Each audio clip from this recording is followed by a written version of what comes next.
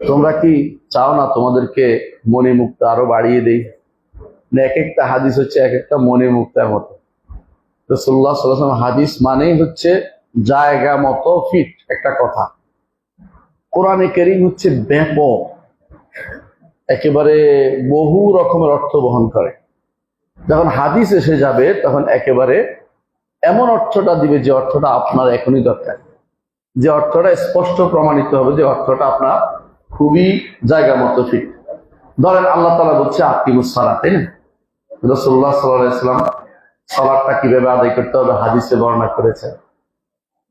যাকাত বলছে, আল্লাহ বলছে আকিমুস যাকাত, আতুস যাকাত, যাকাত প্রদান করুন। রাসূলুল্লাহ সাল্লাল্লাহু আলাইহি ওয়াসাল্লাম তার হাদিস দিয়ে বর্ণনা করে দিয়েছেন কিভাবে যাকাতটা দিতে হবে, কতটুকুতে যাকাত আছে বিস্তারিত। এখানে আর আপনার কোনো ভিন্ন অর্থ করার সুযোগ নেই। যারা বলে আকিমুস সালাত হচ্ছে সংযোগ স্থাপন করা, আতুস যাকাত হচ্ছে পবিত্রতা অর্জন করা, এইটা হাদিসের কি করবে? হাদিস তো বদলাতে পারবে না। এই জন্য তারা হাদিসের শত্রুতা করে। হাদিস থাকলে যত বেদাতি আছে সমস্ত বেদাতির মূল সমস্যা হলো হাদিস।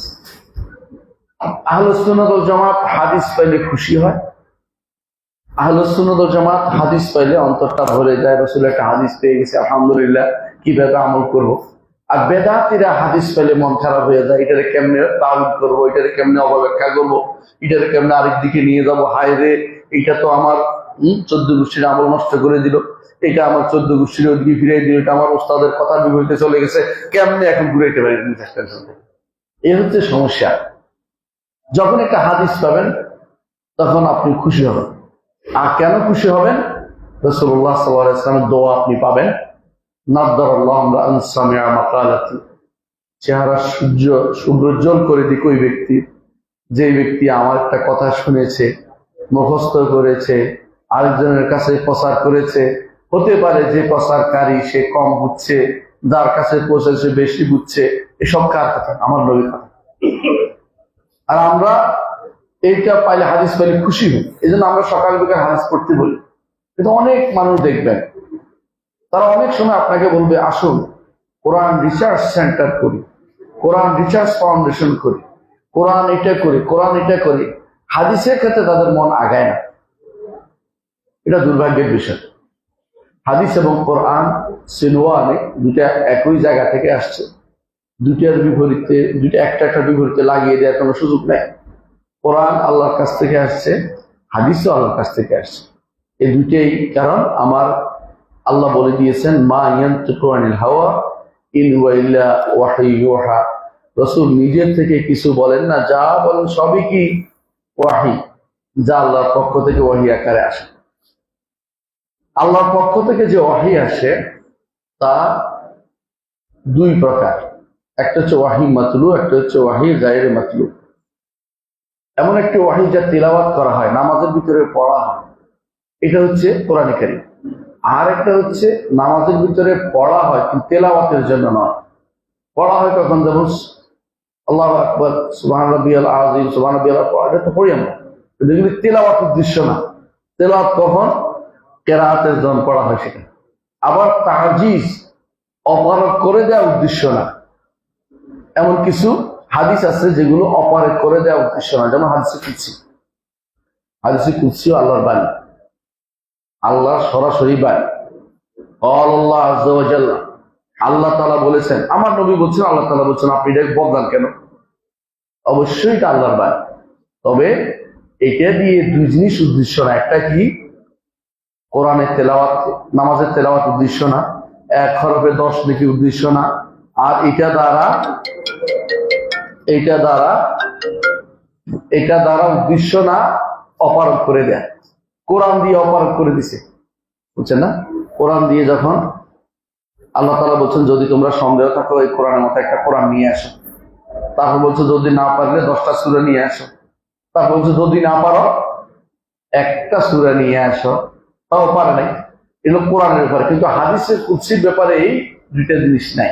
কিন্তু হাদিসে কুদসিও আল্লাহর বাণী, এটাই বিশ্বাস করতে হবে। এটা বেশি সবচেয়ে বিশুদ্ধ মত হচ্ছে হাদিসে কুদসি আল্লাহর বাণী। কারণ আল্লাহ তাআলা বলছেন, আল্লাহ রাসূল বলছেন ক্বাল আল্লাহু আযজা ওয়া জাল্লা, আল্লাহ তাআলা বলছেন। কারণ আল্লাহর বাণী শুধু কোরআন নয়, আল্লাহর বাণী অনেক।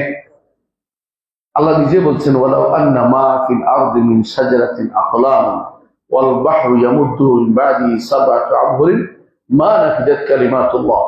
যদি যত সাগর আছে সব কালি হয়, যত গাছ আছে সব কলম হয়, এগুলি দিয়ে আল্লাহর কালিমা লিখে শেষ করা যাবে। আল্লাহ তাআলা প্রতিক্ষণে অর্ডার দিচ্ছেন, প্রতিক্ষণে কাউকে জীবিত করছেন, কাউকে মৃত করছেন, কাউকে কারো অবস্থা পরিবর্তন করতেছেন। কুল্লু ইয়াউমিন হুয়া ফিশান, প্রতি রাত্রিতে তিনি অর্ডার দেন, কাউকে ক্ষমা করেন। তাহলে আপনি আল্লাহর কথা যদি কোন আপনি বলেন যে শুধু কোরআন করলে ভুল করবেন, শুধু কিতাব নাজিল হয়েছে এগুলি ছাড়াও আল্লাহর কথার কোনো শেষ নাই। আল্লাহর যতগুলি কিতাব নাজিল হয়েছে সবগুলি আল্লাহর বাণী, বুঝছেন কিনা? তাওরাত, জাবুর, ইনজিল, সুহফ ইব্রাহিম ও মূসা, যেগুলি কোরআন হাদিস আমাদের পাই, কোরআন এই সবগুলি কি আল্লাহর বাণী। এর বাইরেও আল্লাহর বাণী আছে, এর বাইরে আল্লাহর বাণী। আল্লাহ যেগুলো আমার নবী বলেছেন যে আল্লাহ তাআলা বলছেন, রাসূলুল্লাহ সাল্লাল্লাহু আলাইহি ওয়াসাল্লাম একদিন বলছেন, খেয়াল আছে কিনা আপনাদের, যে তোমাদের রব বলছেন গত রাত্রে কিছু লোক ইমানদার হয়েছে, সকালবেলা কিছু লোক ইমানদার হয়েছে, কিছু লোক কাফের হয়ে গেছে। আল্লাহ তাআলাই বলছেন, রাসূলকে আল্লাহ তাআলা জানিয়ে দিয়েছেন ওহীর মাধ্যমে। কি জন্য ইমানদার হয়েছে? যে ব্যক্তি বলছে অমুক তারকার সোজা আসার কারণে বৃষ্টি হয়েছে, সে তারকার উপরে ঈমান আনছে, আমার উপরে কুফরি করেছে।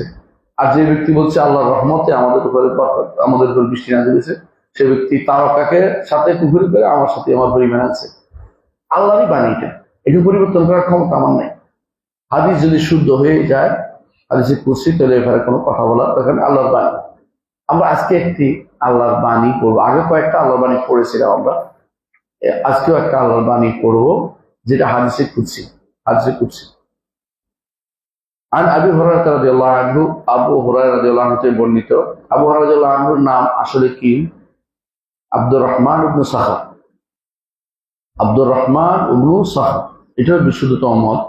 অন্য মত আছে আব্দুল্লাহ ইবনে ওমর, এরকম নাম আছে, শুধু আব্দুল্লাহ নাম আছে, কেউ বলছে আমর ইবনে আয়েস। কিন্তু আসল বিশুদ্ধতম যেটা ইবনে হাজার রহমাতুল্লাহ আলাইহি বলছেন, তা হচ্ছে আব্দুল্লাহ ইবনে আব্দুর রহমান ইবনে সাখর। আব্দুর রহমান ইবনে সাখর। আবু হুরায়রা কেন নাম হয়েছে আপনারা জানেন? আবু হুরায়রা তো কি বিড়ালের বাপ, বিড়ালওয়ালা। একসাথে বিড়ালওয়ালা, বিড়ালওয়ালা, বিড়ালের বাপ বলার উদ্দেশ্য না, বিড়ালের ওয়ালা। আরবরা আবু বলে সবসময় বাপ বুঝায় না, বুঝছেন তো? আবু তাকিয়া মানে টুপিওয়ালা, হ্যাঁ, তারপরে আবু লাহিয়া মানে দাড়িওয়ালা, এরকম আরবরা ওয়ালা বোঝানোর জন্য আবু শব্দ ব্যবহার করে। ওনার হাতে যেহেতু বিড়াল ছিল, তাই বলে বিড়াল দিয়ে আধিক্যতা করা যাবে না, সবসময় বিড়াল পালার কথা বলা যাবে না। আমরা এটা আগেও বলেছি, আবার বলছি, বিড়াল যদি আসে তারে খাবার দিবেন, কিন্তু বিড়ালকে তাড়িয়ে দিবেন না, মারামারি করবেন না, কিন্তু ক্ষতি করলে তাড়িয়েও দিবেন। যে বিড়াল ক্ষতিকর, আপনার মুরগির বাচ্চা খেয়ে ফেলে, বিড়াল মেরে ফেলা যায়, ক্ষতিকর জিনিস মেরে ফেলা শরীয়তে অনুমোদিত। কিন্তু বিড়াল পালতে হবে, বিড়ালের যত্ন করতে হবে, বিড়ালের ইঞ্জেকশন দিতে হবে, ওইটা আনতে হবে, ওইটা, এগুলি হচ্ছে আধিক্যতা, এগুলো যায় না, এগুলো অতিরিক্ত কাজ করা, যেগুলো ওদের কাজ, যারা আল্লাহর দিন বুঝে না, শরীয়ত বুঝে না, কর্মকাণ্ড বুঝে না। তুমি হয় দিনের কাজ করবা না দুনিয়ার কাজে, ভালো কাজে ব্যস্ত থাকবা, বেহুদা কাজ কেন করবা? বিড়ালকে করতে দাও। তাওয়াফিনা আলাইকুম মিনাত তাওয়াফা, এগুলি ঘুরে বেড়ানোর দায়িত্ব, এগুলিকে তুমি নিয়ে বাড়াবাড়ি আধিক্যতা করা। বিড়াল কেউ কেউ পাখি পালতেছে, কোনো কাজ নাই, এগুলি বেহুদা কাজ, এগুলি বলা হয় না। আবু রাদিয়াল্লাহু আনহু বিড়াল পালতেন, কথাটা এরকম না। বিড়াল তার আস্তিনে ঢুকে গেছে, দেখে ফেলছেন, রাসূল কিন্তু বাড়াবাড়ি করেন নাই, এটা নামাই দিচ্ছেন, তাই একটা সবসময় বিড়াল পালতেন। তোরা হাদিস লিখতে হবে। এই জন্য বিড়াল নিয়ে বাড়াবাড়ি করা, মাছ নিয়ে বাড়াবাড়ি করা, অনেকে আছে ইকুরিয়াম ভর্তি করে বসে রয়েছেন, অথবা অনেকে আছে পাখি পালতেছেন, খাওয়াও যায় না, এগুলি কোনো রাস্তায় ছেড়ে দিলে চলে যায় না, এগুলি আরেক বিপদ। এগুলি আপনি কেন পালতেছেন? এগুলি পালা যায় না, কথা বলছেন কিনা? এগুলো ছেড়ে দেন, যেখানে আছে সেখানে চলে যায়। খাওয়া যেটা যায় না, এটা খাওয়া বিবিধ আপনি পালবেন, এটা আল্লাহ দুনিয়া ঘুরে বেড়ায়। বন্যেরা বনে সুন্দর, তাই না? বন্যেরা বনে সুন্দর, বনে চলে থাকে, পাখি বনে চলে যায়। পাখিরে আপনি শুধু শুধু ফালার চেষ্টা করেন না, বিভিন্ন পয়সা খরচ করার দরকার নেই। এই পয়সা গরিবদের দেন, অনেক গরিব আছে, আপনার আত্মীয় স্বজন ভালো করে খোঁজেন, আপনার আত্মীয় স্বজন অন্য জায়গায় আছে, গরিবদের দেওয়াটাই সবের কাজ। আবু হুরায়রা রাদিয়াল্লাহু আনহু বর্ণনা করেন, তিনি বলেন, সামি'তু নবী সাল্লাল্লাহু আলাইহি ওয়াসাল্লাম, নবী সাল্লাল্লাহু আলাইহি ওয়াসাল্লাম বলেছেন, সাল্লাল্লাহু আলাইহি ওয়া আলিহি ওয়াসাল্লাম বলাটা উত্তম বেশি। সাল্লাল্লাহু আলাইহি ওয়াসাল্লাম বললেও হয়, আমার উস্তাদ শেখ আব্দুল মুহসিন আব্বাস বলছেন সাল্লাল্লাহু আলাইহি ওয়া আলিহি ওয়াসাল্লাম বলে বেশি ভালো। ওয়া আলিহি ওয়াসাল্লাম ইয়াকুল তিনি বলছেন ক্বাল আল্লাহ আযজা ওয়া জাল্লা তিনি বলছেন ক্বাল আল্লাহ আযজা রাসূল বলছেন আল্লাহ তাআলা বলছেন তো এটা কি হাদিসে কুদসি কুদস কাকে বলে কুদস হলো পবিত্র মানে আল্লাহ তাআলার পক্ষ থেকে একটা বাণী এসেছে আল্লাহ তাআলা পবিত্র কুদ্দুস তিনি তাই না আল্লাহ তাআলা পবিত্র সুবহানাল মালিকুল কুদ্দুস আমরা বলি না সুবহানাল মালিকুল কুদ্দুস মালিক তিনি কুদ্দুস তিনি এই জন্য হাদিসে কুদসি সেই হিসেবে বলা হয় পবিত্র তিনি মহাপবিত্র রব্বুল আলামিন তার পক্ষ থেকে ক্বাল আল্লাহ আযজা ওয়া জাল্লা বুঝা গেল আযজা ওয়া জাল্লা রাসূল ব্যবহার করেছেন সাহাবায়ে কেরাম ব্যবহার করেছেন আযজা ওয়া জাল্লা আযজা অর্থ কি ইজ্জতওয়ালা আযজা অর্থ ইজ্জতের এক অর্থ আরেক অর্থ হলো মানাওয়ালা মানা অর্থ হলো দাপটওয়ালা যার কাছে ভেড়ার কোনো সুযোগ নেই হ্যাঁ তাকে নিয়ে বেশি যারা করে মানে যেটাকে বলা হয় তাকে নিয়ে যারা এই ভক্তিবাদী যারা উল্টাপাল্টা কথাবার্তা বলে সেটা বলা যাবে না তাকে তার মর্যাদা সমুন্নত রাখতে হবে কারণ যারা বলে যে আল্লাহকে এইটা ওইটা মানে মানুষের সৃষ্টির ভিতরে নিয়ে আসছে এরা কিন্তু আল্লাহর মর্যাদা বুঝতে পারে না ক্বাল আল্লাহ আযজা ওয়া জাল্লা আযজা ওয়া জাল্লা দুই দিক থেকে আল্লাহ দুইটা সম্মানিত দিন আযজা অর্থ কি সম্মানিত জাল্লা যেমন জাল্লা জালালুহু বলে না জাল্লা জালালুহু আম্মা নাওয়ালুহু তা এটাও জাল্লা অর্থ প্রকাশিত হওয়া তার ক্ষমতা তার মর্যাদা তার পরাক্রম প্রকাশিত এটা যখন আল্লাহর শব্দের সাথে এটা যেন লেগে আসছে শব্দটা আমরা আরব রাসূলুল্লাহ সাল্লাল্লাহু আলাইহি ওয়াসাল্লাম বলেছেন সাহাবায়ে কেরাম বলেছেন এর অর্থ এটা বলা হতো কি সুন্নতে সাব্যস্ত আমরা এর মাঝে তাআলা বলি ক্বাল আল্লাহু তাআলা রাসূল কোথাও কোথাও তাআলা বলেছেন তাআলা অর্থ কি অলু থেকে অর্থাৎ আল্লাহ তাআলা উপরে আরশের উপর আবার তিনি ক্ষমতার দিক থেকেও উপরে ক্ষমতার দিক থেকেও তিনি উপরে আবার তিনি মর্যাদার দিক থেকেও উপরে তাআলা বললেই সাথে সাথে তিনটা যেন আপনার মনে আসে আল্লাহ তাআলা তিন দিক থেকে উপরে তিনি উলুল কাদার উলুল কাহার আর হলো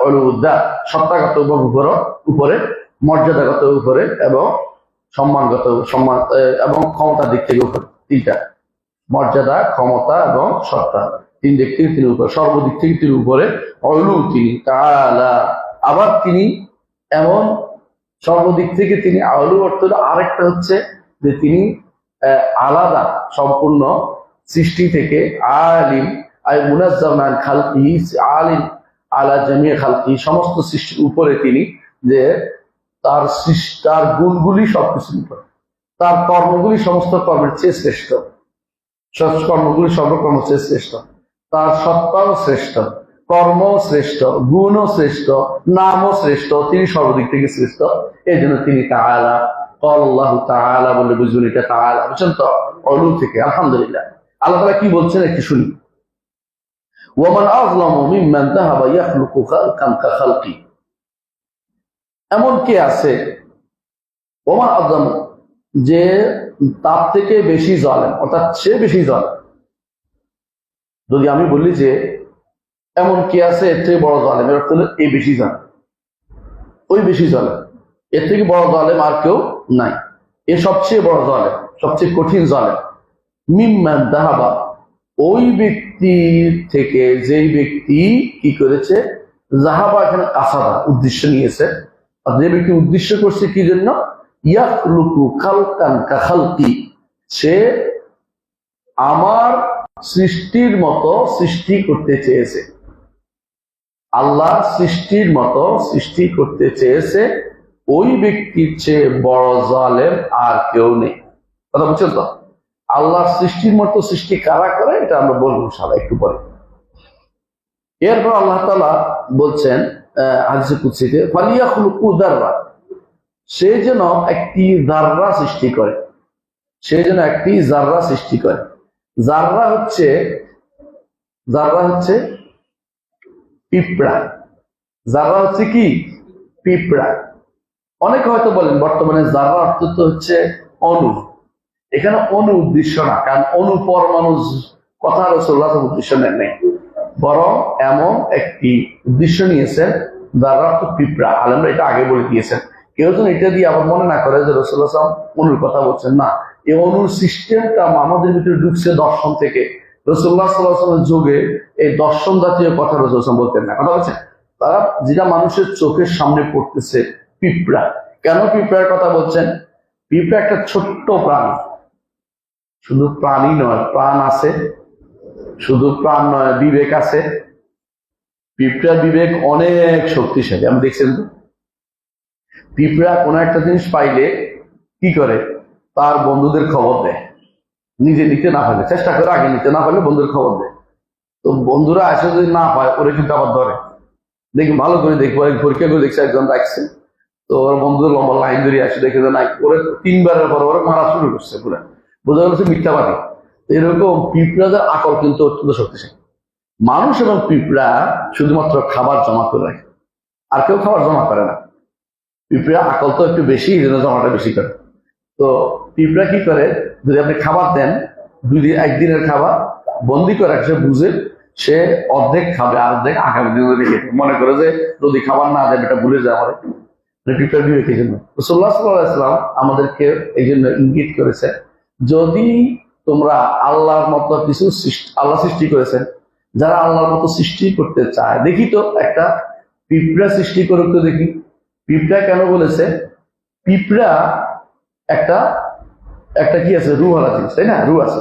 আর পিঁপড়ার কিন্তু একটা বিবেক সম্পন্ন, খুব স্পষ্ট বোঝা যায়। আমি দেখবেন খুবই বোঝা যায়। এবং একটা গোষ্ঠী দৌড়াইলে আর গোষ্ঠী সব এদিকে দৌড়ায়, এক লাইনে লাইনে হাঁটে। আবার যদি কোনো ওখানে একটা জিনিস দিতে পারে, দেখবে ওইদিকে হাঁটতেছে, অন্যদিকে যাচ্ছে, কোনো ওষুধের মতো দিলে। পিঁপড়ার এই জন্য বিশেষ তাদের একটা কি আছে, সাম আছে, সাম ইয়া নিতে পারে, এই নিঃশ্বাস দিয়া তারা বুঝতে পারে, তাদের একটা ইয়া আছে, মানে যাকে বলা হয় স্পর্শ, মানে স্পষ্ট বুঝতে পারে যে জিনিসটা, তাদের চলাফেরা দ্বারা বুঝতে পারে যে এই পথে আর সমস্যা, এইটাতে এই সমস্যা বুঝতে পারে। তো এইটা তাদের একটা, এই এই পিঁপড়া নিজে নিজে অনেক কাজ করে নিজের জন্য। এইটা আল্লাহ তাআলা সৃষ্টি করেছে একটা পিঁপড়া। এমনকি কোনো কোনো পিঁপড়া এমন আছে, আপনি আশ্চর্য হবেন, যে কোনো কোনো পিঁপড়া হাঁটে, কোনো পিঁপড়া কামড়ায়, কোনো কোনো পিঁপড়া ঠিকই পাহারা দেয়, শুধুমাত্র তাদের বাসা পাহারা দেয়। তো এক এক রকম পিঁপড়া আল্লাহ তাআলা বিভিন্ন করেছে। রাসূলুল্লাহ সাল্লাল্লাহু আলাইহি ওয়াসাল্লামের জন্য হাদিসে কুদসিতে উল্লেখ করা হয়েছে, একটা পিঁপড়া বানাতো দেখি, আর পিঁপড়া বানানো কঠিন কাজ। আরো বলছে আউলিয়া খুলুকু হাব্বা, এটা তো হচ্ছে সৃষ্ট জিনিস, সৃষ্ট এবং রুহওয়ালা জিনিস, তাই না? অথবা অথবা সে যেন সৃষ্টি করে একটা হাব্বা। হাব্বা মানে কি? দানা, যেমন বীজ, যে কোনো বীজ, যে কোনো জিনিসের বীজ। আও লিয়াকুলকু শাইরা, অথবা যেন একটা জব সৃষ্টি করে। তো 3 ধরনের কথা বলেছেন। একটা দ্বারা বোঝাচ্ছে যে হাব্বা কেন, এগুলি খায় মানুষের, এগুলি খায় হাব্বা। যেগুলি বীজ, ওইটা বলেছে, বীজের ভিতরটা বলে নাই। কারণ আপনি যদি সারাদিনেই যদি কোনো আপনি একেবারে শ্রেষ্ঠ চাউল আইনেও আপনি কোনো একেবারে অনেক সব রকমের চেষ্টাও করেন না, কারণ চাউল থেকে কিছু বেরোয় না। রাসূলুল্লাহ সাল্লাল্লাহু আলাইহি ওয়াসাল্লাম জন্য হাব্বার কথা বলছে, যে সে হাব্বাটাও বানাইতে পারবে না, একটা হাব্বা বানাইতে পারবে না। এখন তো অনেক বলে আমরা তো 28 কাটিয়া, হ্যাঁ কি বানায়, 28 কাটে আপনাদের ঢাকা শহরে খাইছে মিনিকেট বানায়। এটা তো কাইটে বানাইছেন, এটা কিন্তু সৃষ্টি করা হয়নি। কিন্তু একটা চাউলকে বানাইতে পারবে না কেউ, একটা চাউল। এই যে ধরে একটা চাউল, মেয়াতো হাব্বা, আল্লাহ কোরআনে কারীম বলছে সুম্বুলাতিন ফিহা মেয়াতো হাব্বা, তাই না? একটা সুম্বিলা, এর মধ্যে মেয়াতো হাব্বা। একটা হাব্বা তৈরি করতে পারবেন না আপনি, চেষ্টা করবেন। একটা হাব্বা এখনো কেউ তৈরি করতে পারে নাই। যেটাই বানায় এরকম হাব্বা উপর দিয়ে এরকম এত সুন্দর পলব দিয়ে তৈরি করার ক্ষমতা কারো নাই। এই জন্য আল্লাহ তাআলা আমাদেরকে চ্যালেঞ্জ করেছেন যে হাব্বাও তৈরি করতে পারবে না। আরেকটা শাইরা, জব। জব এমন এক জিনিস, একটু খেয়াল করেন, এটার উপরে কিন্তু কিছু না, এমনি খাওয়া যায়। চাউল তো এমনি খাওয়া যায়, ইয়াতে ধান কিন্তু এমনি খাওয়া যায় না। জবটা এমনিও খাওয়া যায়, পোড়াইলেও খাওয়া যায়, আবার এটার ভিতর থেকে গুঁড়ো করলেও খাওয়া যায়, গুঁড়িও বের হয়, আবার এটাকে বিভিন্ন ভাবে খাওয়া যায়। কিন্তু এইটাও তৈরি করতে পারবে না। তো একজন মানুষের রিজিকের যে 3টা জিনিসের আছে, 2টা জিনিস, একটা কি আপনি পুরোপুরি খাবেন অথবা ভেঙে গুঁড়া করে খাবেন, 2টা কোনোটাই হাব্বাও আপনার নাই, শাড়িরও আপনি তৈরি করতে পারবেন না। আর যেটা রিজিক নয়, এক সৃষ্ট জিনিস, সেটা আপনি তৈরি করতে পারছেন না। তাহলে আপনি যে ব্যক্তি আল্লাহ সৃষ্টির সামনে সৃষ্টি করতে পারবে বা সৃষ্টি করবে এরকম কোন চিন্তা নিয়ে কাজ করে, রাসূলুল্লাহ আল্লাহ তাআলা বলেছেন হাদিসে কুদসিতে, আল্লাহ তাআলা বলছেন তার থেকে বড় জালেম আর কেউ নেই। ছোট হাদিস, কিন্তু আমরা এটা ব্যাখ্যাটা একটু করব। ব্যাখ্যাটা 1 নম্বর ব্যাখ্যা হচ্ছে এই হাদিসে যেটা বোঝানো হয়েছে আল্লাহ তাআলার আযীম কুদরতিল্লাহ, আল্লাহর কুদরত অনেক বিশাল কুদরতের অধিকারী তিনি, যে তিনি একমাত্র স্রষ্টা, তিনি একমাত্র স্রষ্টা। সমস্ত কিছু আল্লাহ ছাড়া সবাই কি মাখলুক, সবাই সৃষ্ট, সবাই সৃষ্ট, সবাই তিনি পরিচালনা করেন, এই জন্য পরিচালিত হয়। তিনি পরিচালনা করলে পরিচালিত হতো না। এই দ্বিতীয় যে জিনিসটা আমরা হাদিসে পাচ্ছি তা হচ্ছে এখানে আল্লাহ তাআলা চ্যালেঞ্জ করছেন।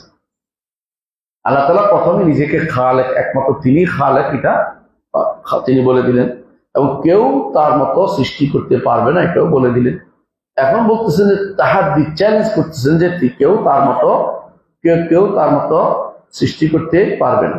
আবার তাজিজ অপারগ করে দিয়েছেন, কেউ তার মতো সৃষ্টি করতে পারবে, এখনো পারে নাই, ভবিষ্যতেও পারবে না। একটা কি করতে পারবে সর্বোচ্চ, ধান নিয়ে লাগাইতে পারবে, কিন্তু চাল নিয়ে ধান বানাইতে পারবে না, চাল নিয়ে ধান বানাইতে পারবে না, এখনো কেউ করতে পারবে।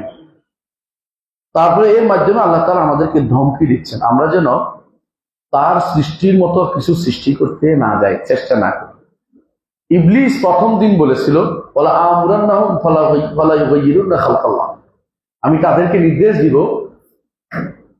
কাদেরকে, বনি আদমকে, ফালা ইউগাইয়িরুন্না খালকাল্লাহ, আল্লাহর সৃষ্টিকে তারা পরিবর্তন করবে। আল্লাহর সৃষ্টিকে পরিবর্তন করতে পারবে, সৃষ্টি বানাতে পারবে না।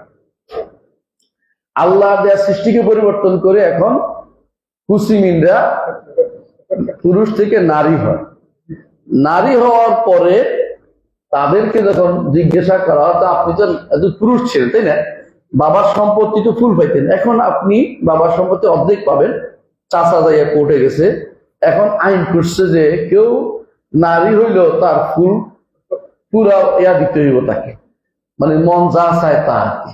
কিন্তু আরেকটা হুসিমিন দ্বিতীয়বার তিনি পুরুষ, মিস্টার হুসমান হইতে পারবেন না, তিনি শেষ হয়ে গেছেন, মানে চেষ্টা করলেও তিনি আর পুরুষ হইতে পারবেন না, শেষ। তো আল্লাহ সৃষ্টি পরিবর্তন করতে পারছেন, কিন্তু সৃষ্টিকে তিনি আবার পুরুষ বানাইতে পারবেন না, মানে শেষ, এই সুযোগ তার নাই। কেটে কুটে যেটা হয়েছে এটা একেবারে নিকৃষ্ট মানে গেছে, উপরের মানে যাইতে পারেন নাই। দুর্ভাগ্যবশত এগুলি হচ্ছে আল্লাহর সৃষ্টিকে পরিবর্তনের শয়তানি কারসাজি। পৃথিবীর বুকে এখন এই শয়তানি কারসাজি খুব বেশি চলতেছে। এরা আল্লাহর সৃষ্টিকে পরিবর্তন করতে চায়। আল্লাহর সৃষ্টিকে পরিবর্তন তারা যারা করে তারা সবচেয়ে ইবলিসের দোষক, এবং তারা নিকৃষ্ট মানুষ, নিকৃষ্ট। এরা মালউন, অভিশপ্ত, এরা অভিশপ্ত। তো এইখানে রাসূলুল্লাহ সাল্লাল্লাহু আলাইহি ওয়াসাল্লাম অভিশপ্ত অনেক জায়গায় বলেছেন, মনে আছে আপনাদের? সৃষ্টির সামান্য পরিবর্তনে তিনি লানত দিয়েছেন, কি ব্রু ব্লাক করলে লানত করেছেন না, হাতের মধ্যে উল্কি আঁকলে লানত করেছেন। এই উল্কি কিন্তু উঠে না, আবার প্লাস্টিক সার্জারি করতে হয় উল্কি উঠাইতে হইলে, কালো নাম দিয়ে উঠেছে। কিছুদিন কারো পিছিয়ে হাইটে তার নাম লেগে বলছে, কয়দিন পরেও চলে গেছে, ওর নাম এটা বন্ধ করতে পারবে। সেখানে কাজ হয়েছে, আর কিছুই না। আল্লাহর সৃষ্টি পরিবর্তন অনুমোদিত, কোনোদিন অনুমোদিত না, বুঝছেন তো কথা না? সৃষ্টি পরিবর্তন করতে, সৃষ্টির মতো সৃষ্টি করতে পারবে না। আল্লাহ তাআলা এই জন্য কোরআনে কারীম বলেছেন, আফামান ইয়াখলুকু কামান লা ইয়াখলুকু আফালা তাআকিলুন, যিনি সৃষ্টি করেন আর যারা সৃষ্টি করতে পারে না তারা কি সমান? আফালা তাআকিলুন, একটু কি বুঝবে না তোমরা? এমন কেউ স্রষ্টা হওয়ার দাবি কেউ করে নাই আল্লাহ ছাড়া, আলহামদুলিল্লাহ। কোন ব্যক্তি বিশেষে কোথাও বলে নাই যে কেউ সৃষ্টি করতে পারে, এটা বলে নাই। একমাত্র 2 শয়তান বলেছিল, একজনকে ফেরাউন, তাই না? ফেরাউন আনা রাব্বুকুমুল আ'লা বলছিল, ফেরাউন বলছিল আনা রাব্বুকুমুল আ'লা। আর একজন বলা হয় যে কওমে আদের লোকেরা বলছিল, বা নমরুদে বলছিল যে আনা ওয়াহয়ু আমিত, আমিও জীবন দিতে পারি। কিন্তু সরাসরি সে নিজেকে পরিপূর্ণ রব ঘোষণা করতে পারে না, সে নিজেও জানে তো দুর্বলতা আছে। ফেরাউনও মরে গেছে। এর অর্থ হলো আসলে এই স্রষ্টা হওয়ার গুণ যার নাই, সে আসলে মাবুদ হতে পারে না। এই জন্য আল্লাহ তাআলা আমাদের কোরআনে কারীমের শুরুতেই প্রথম নির্দেশ দিয়েছেন এটা, ইয়া আইয়ুহান নাস উবুদু রাব্বাকুমুল্লাযী খালাকাকুম, হে মানুষেরা ওই রবের ইবাদত করো তোমরা যে রব তোমাদেরকে সৃষ্টি করেছে। এখন কেউ যদি বলে যে আমি সৃষ্টি করেছি, এটা করতে পারবে না, কারণ সে কইলেই ধরা খাইয়ে যাবে। কারণ ধরা খাইয়ে, সে তো সৃষ্ট, পৃথিবীর ভিতরে আছে। পৃথিবীর ভিতরে থাকা অর্থ হচ্ছে সৃষ্ট। পৃথিবীর ভিতরে থাকার অর্থ কি? সৃষ্ট। তাহলে কেউ তো বলে নেই, কোন নবী তার পক্ষ থেকে তার কোন নবীও নেই, তার কোনো দেশও নেই। এই জন্য আল্লাহ তাআলা বলছেন যে মাত্তাখাযাল্লাহু মিন ওয়ালাদিন, আল্লাহ তাআলা কোনো সন্তান গ্রহণ করেন নাই। ওয়া মা কানা মাআহু মিন ইলাহি, তার কাছে কোনো, তার সাথে কোনো আরেক আল্লাহ নাই। ইযাল লা যাহাবা কুল্লু ইলাহ বিমা খালাকা, যদি থাকতো আরেক ইলাহ তো কি করতো? প্রত্যেক করতো আমার অংশ নিয়ে, সৃষ্টি নিয়ে আমি আলাদা হয়ে যাই। কিন্তু কেউ এটা নাই। তোর সৃষ্টি কার? আল্লাহ, এক আল্লাহ। যাবতীয় সৃষ্টির স্রষ্টা আল্লাহ তাআলা ব্যতীত আর কেউ নাই। আল্লাহ যিনি সৃষ্টি করেন তিনি শুধুমাত্র ইবাদত পাওয়ার যোগ্য। এখন এই যে হাদিসটা আমরা এতক্ষণ বললাম, হাদিসটার মূল উদ্দেশ্য কি জানেন? উদ্দেশ্য হচ্ছে যারা আল্লাহর সৃষ্টির মতো ভাস্কর্য নির্মাণ করে তারা এর অন্তর্ভুক্ত হবে, এর ধমকির ভিতরে অন্তর্ভুক্ত হবে। সৃষ্টির মতো, বুঝেন তো? আপনি যে রাস্তায় বের হন মাঝে মধ্যে দেখেন না ছবি, রাস্তার কোনায় কোনায় ছবি দেখেন না, ভাস্কর্য দেখেন না, সবগুলি এর অন্তর্ভুক্ত। এইগুলি থেকে সাবধান করছে মানুষ যেন সৃষ্টির মতো কিছু না বানায়। এইটা অবশ্যই, এটা থেকে সাবধান করার জন্য হাদিসে এসেছে। আপনার দায়িত্ব হচ্ছে রবের ইবাদত করা। সৃষ্টির মত যখন আপনি কিছু বানাবেন তার মতো আগ্রহ উদ্দেশ্য কিন্তু ইবাদত হচ্ছে, ইবাদত উদ্দেশ্য না। তাহলে কেন বানাচ্ছেন? আমিও এরকম সুরত দিয়ে একটা দিতে পারি। এখন এআই দিয়ে সুরত বানায়, এটা দিয়ে বানাচ্ছে, এগুলি সবই কিন্তু নিষিদ্ধ। আল্লাহ তাআলা যে নিষিদ্ধ করছেন যে আমার সৃষ্টির মতো কিছু সৃষ্টি করতে তোমরা যেও না, এর নিষিদ্ধের ভিতরে পড়ে যাবে, এটা করতে পারবে না। এরা যারা কি করে, তামাসিল বানায় বা ভাস্কর্য বানায়, এমনকি যারা যেগুলো ছবি তোলে ওরাও অন্তর্ভুক্ত। ছবি আছে না, ছবি আমি বিস্তারিত বর্ণনা করবো, ছবির বিধানটা বিস্তারিত বর্ণনা করবো, এগুলি এর অন্তর্ভুক্ত। তাহলে আমরা যেটা বুঝছি যে এই চ্যালেঞ্জটা আল্লাহ তাআলা দিয়েছেন, যে দেখেন আল্লাহ তাআলা চ্যালেঞ্জ দিতে পারেন। আল্লাহ তাআলা সৃষ্টির মধ্যে সবচেয়ে, আল্লাহ কাউনি প্রাকৃতিক সৃষ্টির মধ্যে সবচেয়ে ছোট্ট একটা সৃষ্টি হলো পিঁপড়া। পিঁপড়া অনেক ছোট, পিঁপড়ার চেয়ে ছোটটা আমরা দেখি না, এই জন্য আল্লাহ তাআলা যেটা খালি চোখে দেখা যায় এগুলো দিয়ে আমাদের তাহাজ্জুদ করেন নাই। পিঁপড়া সবচেয়ে ছোট, এইটা দিয়ে চ্যালেঞ্জ করেছে যে এরকম একটা বানাতে পারে, তাই তো? এরপরে খাবার দিয়ে চ্যালেঞ্জ করেছে যে এরকম খাবার উপকরণ বানাতে পারে কিনা দেখি, তাও পারি নাই। গাছের উপকরণ, তাও পারি নাই।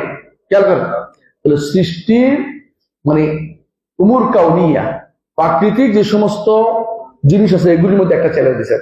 আবার শারঈ একটা চ্যালেঞ্জ দিচ্ছেন। শরীয়তের মধ্যে কোরআনে কারীম হচ্ছে শারঈ বাণী। এখানেও চ্যালেঞ্জ করেছেন কোরআনের মতো একটা কিছু আনতে পারে কিনা দেখো। আল্লাহ তাআলা চ্যালেঞ্জ করতে পারেন যে তোমরা মানুষরা কতই না দুর্বল, তোমরা আসলে দুর্বল, তোমরা আমার প্রাকৃতিক যে সমস্ত সৃষ্টি আছে এগুলির কোনো কিছু আনতে সক্ষম নও। আবার আমার শারঈ অর্ডার, আল্লাহ লাহুল খালকু ওয়াল আমরু, খালক তার, আমরও তার। খালকের মতো খালক আনতে পারবে না, আমরের মতো আমর আনতে পারবে না। কথা বলছেন কিনা? মানে আল্লাহ তাআলা সৃষ্টির মতো সৃষ্টি কেউ আনতে পারবে না, আল্লাহ তাআলা অর্ডারের মতো অর্ডার কেউ আনতে পারবে না, আল্লাহ তাআলার মতো হুকুমদাতা কেউ নেই। ওয়ামান আহসানু মিনাল্লাহি হুকমান লিকাওমি ইউকিনুন, যারা আল্লাহর উপর দৃঢ় বিশ্বাস রাখে তাদের এটা থাকা উচিত, আল্লাহর মতো বিধান আর কেউ দিতে পারে না। কেউ যদি মনে করে যে আল্লাহর বিধানের চেয়ে অন্য বিধান উত্তম, সে ব্যক্তি কাফের। কেউ যদি মনে করে আল্লাহর বিধান এবং অন্য বিধান সমান, সে ব্যক্তি কাফের। কেউ যদি মনে করে যে আল্লাহর বিধান এখন চলবে না, চলতে পারে, সে ব্যক্তি কাফের। কেউ যদি মনে করে যে আল্লাহর বিধান পরিবর্তন করে দেবো, সে ব্যক্তি কাফের। কেউ যে আল্লাহর বিধান পরিবর্তন করে এটা বানিয়ে ছেড়ে দিচ্ছে, সেও কাফের। কেন কাফের? সে ব্যক্তি আল্লাহর বিধানের চেয়ে উত্তম মনে করে সেটা দিয়েছে, না হলে সেটি করে। কেউ যদি আল্লাহর বিধানের বিরোধিতা করতে থাকে, সরাসরি বলে আল্লাহর বিধান আমরা মানি না, সে ব্যক্তিও কাফের। কথা বুঝতে পারছি? মনে থাকবে, কাফের হইতে কোনো বেশি দেরি লাগে না। মানুষের কথা দিয়ে মানুষ কাফের হয়ে যাচ্ছে, অন্তরে বিশ্বাস দিয়েও কাফের হয়ে যাচ্ছে, আমল দিয়েও কাফের হয়ে যাচ্ছে। তাহলে আপনি দেখেন আল্লাহ তাআলা দুই দিকে তিনি খালক এবং আমল দুইটা দিয়ে চ্যালেঞ্জ দিয়েছেন। আমার সৃষ্টির মতো সৃষ্টিও তোমরা আনতে পারবে না, আমার আমরের মতো আমরও তোমরা আনতে পারবে না। দুনিয়ার সমস্ত মানুষ চেষ্টা করলো আল্লাহ তাআলার বিধানের বাইরে গেলে বিপর্যয় হয়, সেই বিপর্যয় বাংলাদেশে দেখা যাচ্ছে না। এখন যা হত্যা হচ্ছে, যা চুরি হচ্ছে, ডাকাতি হচ্ছে, যা পুকুর চুরি করে দেশ থেকে নিয়ে উঠা হয়ে গেছে, কোটি কোটি মানুষ, লক্ষ লক্ষ মানুষ, বুঝছেন তো?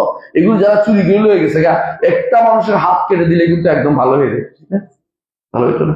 ওই দিন যে দেখলাম যে বিমানের চাক্কাও চুরি হয়েছে 10টা। তো আমি নিচে লিখলাম যে যদি আল্লাহর বিধানে একটা মানুষের হাত কেটে দেন দেখবেন যে ভালো হয়ে গেছে, আর জীবনে বিমানের চাকা চুরি হইবে না। আমি টেনে দিলাম, হাত কেটে ফেললে কেউ ওরে বাবা সারা জীবনের জন্য আমারও বদনামি, আমার পূর্বপুরুষ পরপুরুষের সবার পূর্বপুরুষ সব বদনামি দেব। ওই ব্যক্তি চুরির কারণে হাত কাটা গেছিল, তো তার মাইয়াও বিয়ে করবো না আমরা, কয়ে দিব। মানে তার ছেলের কাছে মেয়ে বিয়ে দিবে না, পেয়ে দিবে। বুঝলেন? তাহলে এই আল্লাহর বিধান কত সুন্দর। ওমান আহসানু মিনাল্লাহি হুকমান লিকাওমিন ইউকিনুন। যারা আল্লাহর উপরে দৃঢ় বিশ্বাস রাখে তারা বোঝা উচিত আল্লাহর বিধানের চেয়ে সুন্দর কোনো কিছু হতে পারে না। আল্লাহ তাআলা বলেছেন আল্লাহর বিধান নয়তো প্রবৃত্তির তাড়না। আল্লাহ কোরআনে কারীম বলেছেন, বুঝছেন তো? হয় আল্লাহর বিধান মানবে, নয় প্রবৃত্তির কথা শুনবে। আমার নবীকে আল্লাহ তাআলা বলেছেন যে ও আনিহকুম বাইনাহুম বিমা আনজালাল্লাহ, আপনি আনিহকুম বাইনাহুম বিমা আনজালাল্লাহ, আল্লাহ তাআলা যে বিধান নাযিল করেছেন এটা দিয়ে আপনি বিচার করুন। ওয়ালা তাত্তাবি আহওয়াহুম, তাদের প্রবৃত্তির অনুসরণ করবেন না। এটা একদিকে আল্লাহর বিধান, আরেকদিকে কি প্রবৃত্তি। কথা বুঝছেন? আল্লাহর বিধান নাহলে প্রবৃত্তি, এর বাইরে যেতে পারে না মানুষ। আল্লাহর বিধান নাহলে প্রবৃত্তি, যেটাই হোক। যেমন আল্লাহ তাআলা বলছে ধরেন নারীকে ছেলেকে মেয়ের ডবল দিতে, আল্লাহ তাআলার বিধান। আপনি যেটাই পরিবর্তন করেন না প্রবৃত্তি, বুঝছেন না? আল্লাহ তাআলা বলছে সূরা হাত কাটতে, আপনি যেটাই পরিবর্তন করেন প্রবৃত্তির অনুসরণ করেছেন। এই জন্য প্রবৃত্তির অনুসরণ কখনো কখনো অনেক সময় শিরকে পরিণত হয়। কখন? যার প্রবৃত্তির অনুসরণ দিয়ে আল্লাহর বিধানকে পরিবর্তন করা হয়, অথবা প্রবৃত্তির অনুসরণ করে আল্লাহর বিধানকে অবজ্ঞা করা হয়, অথবা ইহতিকার করা হয়, অথবা আল্লাহর বিধানের মর্যাদা তার কাছে প্রবৃত্তির চেয়ে কম হয়ে যায়, তখন সেটা শিরকে পরিণত হয়ে যায়। প্রবৃত্তি গুনাহ পর্যন্ত হয় প্রথমে, ধীরে ধীরে সেটা যখন লামুবালাত হয়ে যায়, বেপরোয়া হয়ে যায়, তখন সেটা শিরকে পরিণত হয়ে যায়। কথা বুঝছে? পার্থক্য বুঝছে? কখন শিরক, কখন গুনাহ হয়? প্রথমে গুনাহ থাকে, এই গুনাহকে বলা হয়, গুনাহকে বলা হয় বারিদু শিরক, শিরকের পোস্ট বক্স। শিরকের অর্থাৎ গুনাতে দিলে এক সময় এটা শিরকে পর্যন্ত চলে যায়। কখন? বেপরোয়া হয়ে গেছে, কিছুই না যখন বলবো তখন শিরক হয়ে যায়। এই যারা, আমি কথাটা এই জন্য বলতেছি, যারা ছবি অঙ্কন করে কেউ, ওরা শেষ পর্যন্ত মনে করে একেবারে পিওর, মনে হয় না এর চেয়ে সুন্দর আঁকি বলছে, এইটা কিন্তু শরীয়তের অনুমোদিত না। বুঝলেন কথা? তো সৃষ্টির মতো করে সৃষ্টি আপনি আঁকবেন, এটা অনুমোদিত না। তবে আলেমরা কিছু জিনিসকে থেকে আলাদা করেছেন। এর মধ্যে যেগুলো গাছ গাছালি আছে সেগুলো আলোচনা আসবে ইনশাআল্লাহ, বলবো সেগুলো কেন করেছেন। সেগুলোর উদ্দেশ্য থাকে না কি করা, সৃষ্টির মতো, আল্লাহ সৃষ্টির মতো সৃষ্টি করা উদ্দেশ্য থাকে না, কারণ এগুলো নিম্ন পর্যায়ের জিনিস, নিচু পর্যায়ের জিনিস। এটা আলোচনা ইনশাআল্লাহ আসবে। তাহলে বোঝা গেল যে আল্লাহ সৃষ্টির মতো কোন সৃষ্টি কি করা যাবে না, বানানো যাবে না। আল্লাহ সৃষ্টির মতো কোন সৃষ্টি বানানো যাবে না। এবারে কয়েকটি হাদিস আছে, আমি উল্লেখ করি। একটা হাদিস আমরা পড়লাম, হাদিস কুদসিয়া, তাই না? আরেকটি হাদিসে রাসূলুল্লাহ সাল্লাল্লাহু আলাইহি ওয়াসাল্লাম বলেছেন আশাদ্দুন নাসি আযাবান ইয়াউমাল কিয়ামাতি আল্লাযিনা ইউদাহিকুনা বিখালকিল্লাহ, সবচেয়ে বেশি আযাব হবে কিয়ামতের দিন ওই লোকদের যারা আল্লাহর সৃষ্টির মতো বানাতে চায়। এদেরকে শাস্তি দিবেন। আল্লাহর সৃষ্টির মতো যারা হতে চায়। আসলে আল্লাহর সৃষ্টির মতো বানাতে চাইলেই এটা শিরক। মতো হওয়াটাই শিরক। দলিল কোরআনে কারিমে দেখেন, সূরা বাকারার প্রথম যে নির্দেশ, প্রথম নিষেধটা এটা, ফালা তাজআলু লিল্লাহি আনদাদা ওয়া আনতুম তা'লামুন, আল্লাহর জন্য নিদ সাব্যস্ত করো না। আর নিদের অর্থ করেছে ইবনে কাসির, ইবনে তাবারি, সবাই কি অর্থ করেছে? আল আশবাহ ওয়াল আমসাল, আল্লাহর মতো কোনো কিছু দাঁড় করাইও না। আল্লাহ যেটা করে ওইটাও করতে যেও না। আল্লাহ যেটা করে আমিও করতে পারি বলিও না। আল্লাহ এটা করতেছে আমি ওনার মতো করে দেখাবো, এটা বলতে যেও না। এটা যারা করবে এইটাই হচ্ছে শিরক। প্রথম নিষেধ কোরআনে কারিমে, প্রথম নিষেধ হচ্ছে শিরক, নিষেধ হচ্ছে এটা। প্রথম নির্দেশ হচ্ছে একমাত্র আল্লাহর সৃষ্টি করেন, দ্বিতীয় নির্দেশ হচ্ছে নিদ করিও না, অর্থাৎ তার সৃষ্টির মতো একটা সৃষ্টি করতে যেও না। পর্যন্ত কথা একইভাবে মিলে গেছে। বোঝা গেল তার সৃষ্টির মতো কোন সৃষ্টি কেউ করতে পারবে না, করার চেষ্টাও করিও না। ওটা করতে গেলেই তুমি কি হবে? শিরকে পতিত হবে। এটা হচ্ছে আরেকটি হাদিস রাসূলুল্লাহ সাল্লাল্লাহু আলাইহি ওয়াসাল্লাম বলেছেন কুল্লু মুসাওয়িরিন ফিন্নার, প্রতিটি ছবি অঙ্কনকারী জাহান্নামে যাবে। রাসূল হাদিসগুলো শুদ্ধ সবগুলি। ইউজালাহু বিকুল্লি সূরাতিন সাওয়ারাহা নাফসুন ইউআযাবু ফি জাহান্নাম, তার প্রত্যেকটি সূরা যে আঁকছে সে অঙ্কনকারী, প্রতিটি পোর্ট্রেট, এগুলিকে প্রত্যেকটাকে বলো তুমি এগুলি দিয়ে তাকে একটা নকশা বানিয়ে তার জাহান্নামে শাস্তি দেবে। মানে এটা বানাইছেন তো, এটা আপনাকে বানাইয়ে তারা শাস্তি দেওয়া, আপনি দিয়ে জাহান্নামে দেওয়া হবে। আপনি কত রকমের শাস্তি ভোগ করতে পারেন এবার দেখবেন। যদি কেউ হাজার হাজার বানাই থাকে, হাজার হাজার বার জাহান্নামে যেতে হবে। উনি চিন্তা করছেন কত কঠিন শাস্তি এটার জন্য, নাউযুবিল্লাহি মিন জাহান্নাম। তাহলে বোঝা গেল যে এই যে সূরা বানাচ্ছে এগুলি কিন্তু ভয়ের কারণ। আমরা এই যে দেশের মধ্যে এখন কোনায় কোনায়, এমনকি কোনায় কোনায় না, এমনকি অনেক স্কুলে করছে না, স্কুলে কি অপরাজয় বাংলা নাম দিছে, কেউ মুক্ত বাংলা নাম দিছে, কেউ বাংলা নাম দিছে, দিয়ে একজনে দাঁড়ায় দিচ্ছে, একজনে বাক্সলে বসে রয়েছে, একজনের বন্দুক নিয়ে দাঁড়িয়ে হয়েছে। হ্যাঁ, এক ছবি দেখাচ্ছে, এই ছবি কি হারাম না হারাম? হারাম, গুনার কাজ, এবং যদি কোনো বানিয়ে থাকে, এবং গুনার কাজ এবং শিরকের উপকরণ, এই শিরকের উপকরণ তার কিছুই না, এগুলি আমাদেরকে অবশ্যই জানতে হবে। বড় ধরনের হারাম কাজ এটা, এবং কেন শাস্তি পেতে হবে তাকে। শাস্তির ভয় কি তারা করে যারা বানায়? এরা কেউ কেউ আশ্চর্য হয়েছি, এমন নাম ব্যবহার করে যেন মুসলিমও বোঝা যায় না, হিন্দুও বোঝা যায় না।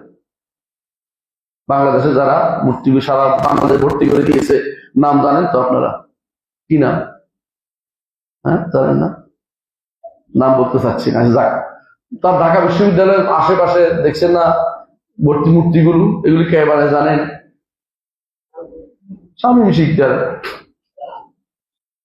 সিরাজ শিকদারের বই বানাইছে। এগুলি পুরুষ না মহিলা খুঁজে পাওয়া কঠিন। এই যে বানাইছে এগুলি এগুলি এগুলি সে কি মুসলিম হিসেবে বানাইছে মনে করতে, মুসলিম মনে করে বানাইছে নিজেরে? সে তো নাস্তিক কিনা, এগুলি জিজ্ঞাসা করেন। নাস্তিক হইলে তার শাস্তি ভিন্ন। শরীয়তে কিন্তু তারা ছাড় দিছে তা নয়। নাস্তিক কেন হচ্ছে জানতে হবে তোমাকে। তুমি আল্লাহর দ্বীনের সাথে কেন গাদ্দারি করতেছ? আর যদি নাস্তিক না হয়, গুনাহগার হয়, তাহলে তার গুনাহ আখিরাতে জমা রয়েছে। দুনিয়াতে যারা এগুলি প্রশ্রয় দিবে তাদের জন্য গুনাহ হবে, যারা এগুলি বানাতে দিচ্ছে তাদের গুনাহ হবে, যারা এগুলি শুরু করে দিচ্ছে তাদের গুনাহ হবে, তাদের এগুলি গুনাহ হবে। আমি বলতে চাচ্ছি এটাই, এই তাসবিহ অবশ্যই কোনায় কোনায় দাঁড়িয়ে দিচ্ছে, অমুক নাম, এমন নাম ব্যবহার করে সারা বাংলাদেশ যেগুলি ছড়াইছে, ওটা নাম মুসলমান কিনা হিন্দু বোঝা কঠিন। কেউ বলে হিন্দু, কেউ বলে মুসলমান, তার দরকার নাই, তার একটা নাম এনা দরকার, যে একটা নাম নিয়ে সারা বাংলাদেশ ছড়াই দিচ্ছে। এগুলি শরীয়ত অনুমোদিত হয় না, শরীয়ত অনুমোদিত নয়। আরেকটি হাদিস বলি, রাসূলুল্লাহ সাল্লাল্লাহু আলাইহি ওয়াসাল্লাম বলেছেন, মান সাওয়ারা সূরাতা। আরেকটি শাস্তি তাকে শোনেন, কেউ যদি একটি এরকম ইয়া বানায়, এই মূর্তি বানায়, ভাস্কর্য বানায়, কুল্লিফা, দুনিয়াতে যদি বানাইছে, কুল্লিফা আইয়ুনফাখা ফিহা রূহ, তাকে সেদিন বলা হবে এটার ভিতরে রূহ দাও। ওয়ালাইসা বিনাফিখ, সে তো রূহ দিতে পারবে না। তো এই শাস্তি দেয়া, তাকে জোর করে মারা হবে, আঘাত করা হবে, শাস্তি দেওয়া হবে যে রূহ দাও, তুমি কেন সেটা বানাইছিলে। এই মূর্তিগুলো সারা বাংলাদেশ ভর্তি করে দেওয়া হয়েছে, জিজ্ঞাসা করা উচিত। এখন যে আবার কোটি টাকা বরাদ্দ দেওয়া হয়েছে, এই কোটি টাকা কি জনগণের ট্যাক্স টাকা নয়? এর কি আসমান থেকে উড়ে আসছিল? ওই টাকা ব্যয় করে কিভাবে তুমি মূর্তি বানাইতে পারো? এই মূর্তি বানানোর অনুমতি তোমাকে কে দিয়েছে? মূর্তি শুধুমাত্র হিন্দুরা ইবাদত করে সেটা নয়, এটা তো তাদের ব্যাপারে। মুসলিম মূর্তি মানে হলো একটা সূরা বানানো, একটা ইয়া বানানো, কি বলে এটাকে, স্ট্রাকচার যেটাকে বলে, আরেকটা আছে, হ্যাঁ, আকৃতি দেয়া বানানো, এটাকে হচ্ছে মূলত যে নিষিদ্ধ। এটাই হচ্ছে নিষিদ্ধ, যেটা বানিয়ে থাকে এখন মানুষের সুরতে, বা কোন গরুর সুরতে, বা হাইওয়ানাতের সুরতে, প্রাণীগুলোর সুরতে দিয়ে বানাইলে এটা হারামের ভিতরে পড়ে যায়। এটা হচ্ছে নিষিদ্ধ। এই সুর যে বানাবে তাকে হাসর দিয়ে শাস্তি দেওয়া, রু দাও, তুমি তো বানাইছিলে, এখন রু দাও দেখি। রু কোথেকে দিবে? দুনিয়া তো দিতে পারবে না, এখন দিতে পারবে না, তখন তার শাস্তি হবে, তাই ভয়াবহ পাবে।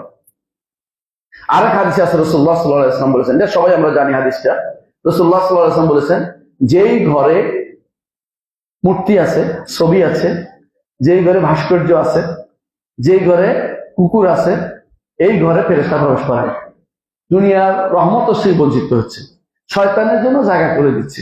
এমনও হইতে পারে শয়তান এর ভিতরে থাকে, শয়তান এর ভিতরে আশ্রয় প্রশ্রয় নিয়ে বসে আছে, কারণ শয়তানের জায়গা তো এগুলি হবে।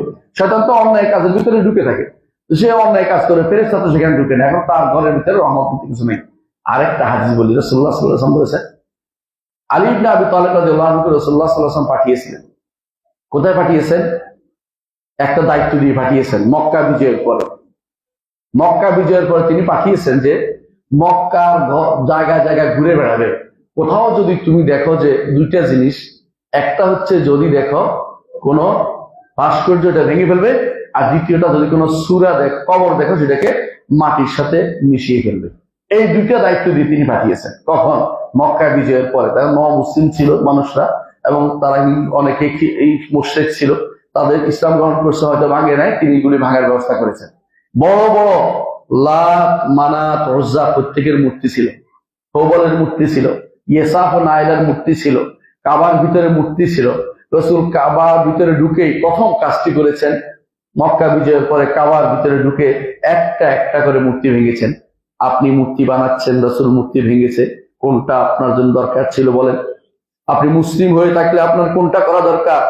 মূর্তিগুলি রাখা আপনার জন্য উচিত নয়। কেউ ভিন্ন ধর্ম স্বীকার করছি না, মুসলিম হয়ে আপনি কোনো এরকম ভাস্কর্য নির্মাণ করতে পারেন না, লালনের ভাস্কর্য দিতে পারেন না, অমুক শাসকের ভাস্কর্য দিতে পারেন না, তমুক শাসকের ভাস্কর্য চলতে পারে না, কোনো মানুষের ছবি দিয়ে টাঙ্গিয়ে সেটাকে সম্মান করতে পারেন না। আমি বলবো ছবিও এর ভিতরে পড়বে, যদি সেটা সম্মানের জন্য আলাদা করা হয় সেটাও ভাস্কর্যের অন্তর্ভুক্ত হয়ে যাবে, কোনো পার্থক্য নেই। এটা করাই অর্থ হচ্ছে আপনি আল্লাহর বিধানের বিরুদ্ধে সরাসরি নেমেছেন, আল্লাহ এবং রাসূলের বিরুদ্ধে নেমেছেন, এবং হাসরের দিন আপনার জন্য শাস্তি হতে থাকবে। রাসূলুল্লাহ সাল্লাল্লাহু আলাইহি ওয়াসাল্লাম কাকে পাঠিয়েছেন? আলী ইবনে আবি তালিব। কেন তাকে এখতিয়ার করলেন বলতে পারবেন? এই জন্য করেছেন, অন্য কেউ করলে কইবে যে রাসূলের নির্দেশ মোতাবেক কাজটা হয়েছে, হয়তো তারা করে ফেলছে। রাসূল নিজের পক্ষ থেকে স্পেশাল লোক দিয়ে এটা করেছেন, যাতে এটা কঠিন গুরুত্ব বোঝায়। আপনি বুঝেন, আবু বকর রাদিয়াল্লাহু আনহু ছিলেন আমিরুল হজ, তাই না? কিন্তু মুশরিকরা হজ করতে পারবে না আগামী বছর থেকে, এই ঘোষণা নিয়ে কারে পাঠিয়েছে? আলী ইবনে আবি তালিবকে স্পেশাল ঘোষণা দিয়ে পাঠিয়েছে, কারণ যাতে করে গুরুত্ব আরো বেশি স্পষ্ট হয়। রাসূলুল্লাহ সাল্লাল্লাহু আলাইহি ওয়াসাল্লাম সেই জন্য আলী ইবনে আবি তালিবকে পাঠিয়েছেন। আলী ইবনে আবি তালিব রাদিয়াল্লাহু আনহু আবুল হাইয়াজ আল আসাদিকে পরবর্তীতে যখন তিনি খলিফা হন, তিনি পাঠিয়েছেন যে তুমি তো ইয়েমেনের দিকে যাচ্ছ, তুমি ওই দিকে যাচ্ছ, ওই দিকের মানুষ তো মুসলিম, অথবা ওই দিকের মানুষ ভুল থাকতে পারে, তুমি যত কবর দেখবে উঁচু সবগুলিকে মাটির সমান করে ফেলবে। আল্লাহ বলছেন 1 বিঘতের উপর রাখা যাবে। 1 বিঘত কেন? যাতে কবর বোঝা যায়, যাতে মানুষ পা দিয়ে হেঁটে না বেড়ায়, যাতে এখানে গরু ছাগল হাত না উঠে যায়, উঁচু করে একটু 1 বিঘত পর্যন্ত আলেমরা উঁচু করার অনুমতি দিয়েছেন, এটুকু পর্যন্ত। এর বাইরে যত উঁচু হবে সবগুলি ভেঙে ফেলতে বলছেন। আপনাদের যদি হায়দ্রাবাদের কবরটা ভাঙা হয় কেমন হবে? আমি বলছি না, আমরা ভাঙতেও পারবো না, আমাদের অনুমতিও নেই। সরকারের পক্ষ থেকে ভাঙা উচিত। এই মাজার, শাহ আলীর মাজার, এগুলি সরকারের পক্ষ থেকে ভাঙা উচিত। আমরা এডুক করতে যাব না, আমরা দায়িত্বের ভিতরে বাইরে পড়ে না, বলা পর্যন্ত আসেই বলে যাচ্ছি। এটা খরচ, এটা কোনোদিন, এটা রাষ্ট্র প্রধানের দায়িত্ব হচ্ছে একটা কবরও পাকা রাখতে পারবে না। পাকা করা নিষেধ, তো এমনি নিষেধ, শুধু এই হাদিস না, অন্য হাদিসে নাহা রাসূলুল্লাহ সাল্লাল্লাহু আলাইহি ওয়াসাল্লাম কবর, কবরকে বাধাই করতে নিষেধ করেছেন। ওয়াইয়ুবনা আলী, কবর উপরে সৌধ নির্মাণ করতে নিষেধ করেছেন। ওয়াইয়ুক্তাবা আলী, কবর উপরে নাম লিখতে নিষেধ করেছেন। নাম লেখাও নিষেধ। এখন কি হচ্ছে, দিনটা 24 ঘন্টা গোলাপ জল ডালতেছে, দেখি শুধু গোলাপ জল না, আর কি ডালকে? আগরবাতি, আগ্রবাতি ডালতেছে। এই জাতীয় জিনিসগুলো জ্বালাচ্ছে। কি শুরু হয়েছে? কোন পূজা এটা? পূজা ছাড়া কিছুই না। কেউ দরগা পূজা করে, কেউ দুর্গা পূজা করে, এছাড়া কোনো বাকি কিছু নেই।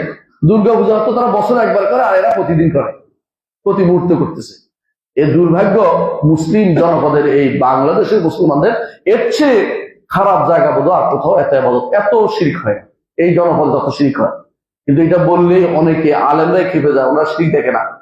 ওরা শিরিক শুধুমাত্র ওই সরকারের ইয়ার দিকে তাকিয়ে আছে, নিজেরাই চোখের সামনে দেখতে পাচ্ছে বহু শিরিক করতেছে, এগুলি কিছু বলে না, কেউ কোনোদিন এগুলির বিরুদ্ধে কোনো কথা বলে না। তাহলে কেন বলেন না? আপনি শিরিককে প্রশ্রয় দিচ্ছেন না।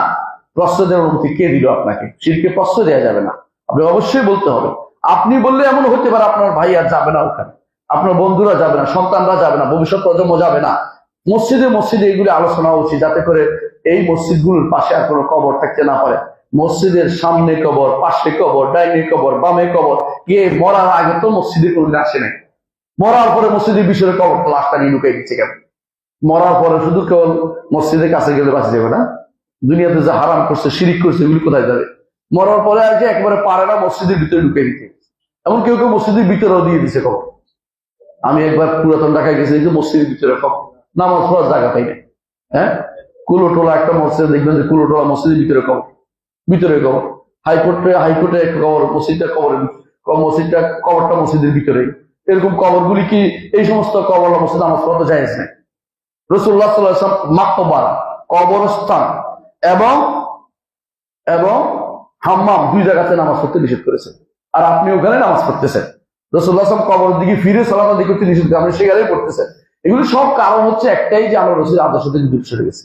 রাসূলুল্লাহ সাল্লাল্লাহু আলাইহি ওয়াসাল্লাম এই যে জিনিসটা শিরকের কারণ হিসেবে এটাকে নিষেধ করে দিয়েছেন, যে কবরকে উঁচু করা যাবে না এবং ছবিও তৈরি করা যাবে না। ছবির সমস্যাটা কোথায় আপনার জানেন তো? উম্মতের মধ্যে নয়, বনি আদমের মধ্যে। শুধু এই উম্মত না, বনি আদমের মধ্যে প্রথম শিরক হচ্ছে ছবি। কিভাবে? নূহ আলাইহিস সালামের কওমের মধ্যে 5 জন লোক ছিলেন, ওয়াদ, সুয়া, ইয়াগুস, ইয়াউক, নাসর। কয়জন? 5 জন। আল্লাহ কোরআন উল্লেখ করেছেন সূরা নূহের মধ্যে। এবং ইমাম বুখারী রাহমাতুল্লাহ আলাইহি কিতাব তাফসিরে এই আয়াতের তাফসীর গান ওনাদের নাম নিয়ে আসছে, বলছেন এরা ছিল, ইবনে আব্বাস রাদিয়াল্লাহু আনহু বলতেছে, এরা ছিল 5 জন নেককার বান্দা। হঠাৎ করে মরে গেছে 5 জন পরপর। মরে যাওয়ার পরে এদের এই 5 জনের দুঃখে আমরা অনেকে আবেগে গদগদ হই না, হুজুর চলে গেল, হুজুর চলে গেল, হুজুর চলে গেল, তোমার কি হয়েছে, তুমিও তো থাকবে। কিন্তু না, হুজুর চলে গেল, কান্দে কান্দে মরে যাচ্ছে। তো মরা কান্দে শুরু করছে। শয়তান এসে বললো যে আমি কি ছবি এঁকে দিই, মানে দেখে দেখে তোমরা ভালো ইবাদত করতে পারো, সুন্দর বুদ্ধি, দেখে দেখে তোমরা স্মরণিকা। তো দেখে দেখে স্মরণিকা বানাই দিছে শয়তানে।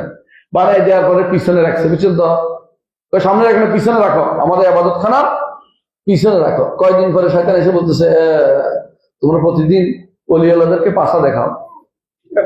কোন ধরনের কথা? হ্যাঁ, তো এটা ঠিক কথা, সামনে নিয়ে দাও। তো সামনে নিয়ে গেছে, বুঝছেন তো। ওরা তাও ইবাদত শুরু করে নাই। কিছুদিন পরে এই প্রজন্ম, নতুন প্রজন্ম আসে বলে সিজদা করতো, সিজদার সামনে আছে, কি করতো? সিজদাই করতো, আবার সিজদা করা শুরু করে দিয়েছে। ছবির শুরু হয়েছে, শিরকের শুরু হচ্ছে ছবি দিয়ে, মূর্তি দিয়ে। এখনো অন্য ধর্মের লোকেরা কি করে? ছবি আঁকে, এটার মধ্যে একটা কি করে? মালা দেয়, দেখছেন না? মালা দেয়, মালা দিয়ে কি করে? এরপর কি দেয়? ওই যে ধূপ ফোড়ায়। এরপরে এইটারে তারা মনে করে ওরে সৎকার করতেছে। সৎকার বুঝুন তো, মরে গেলে করে না একটা সৎকার, সেটা।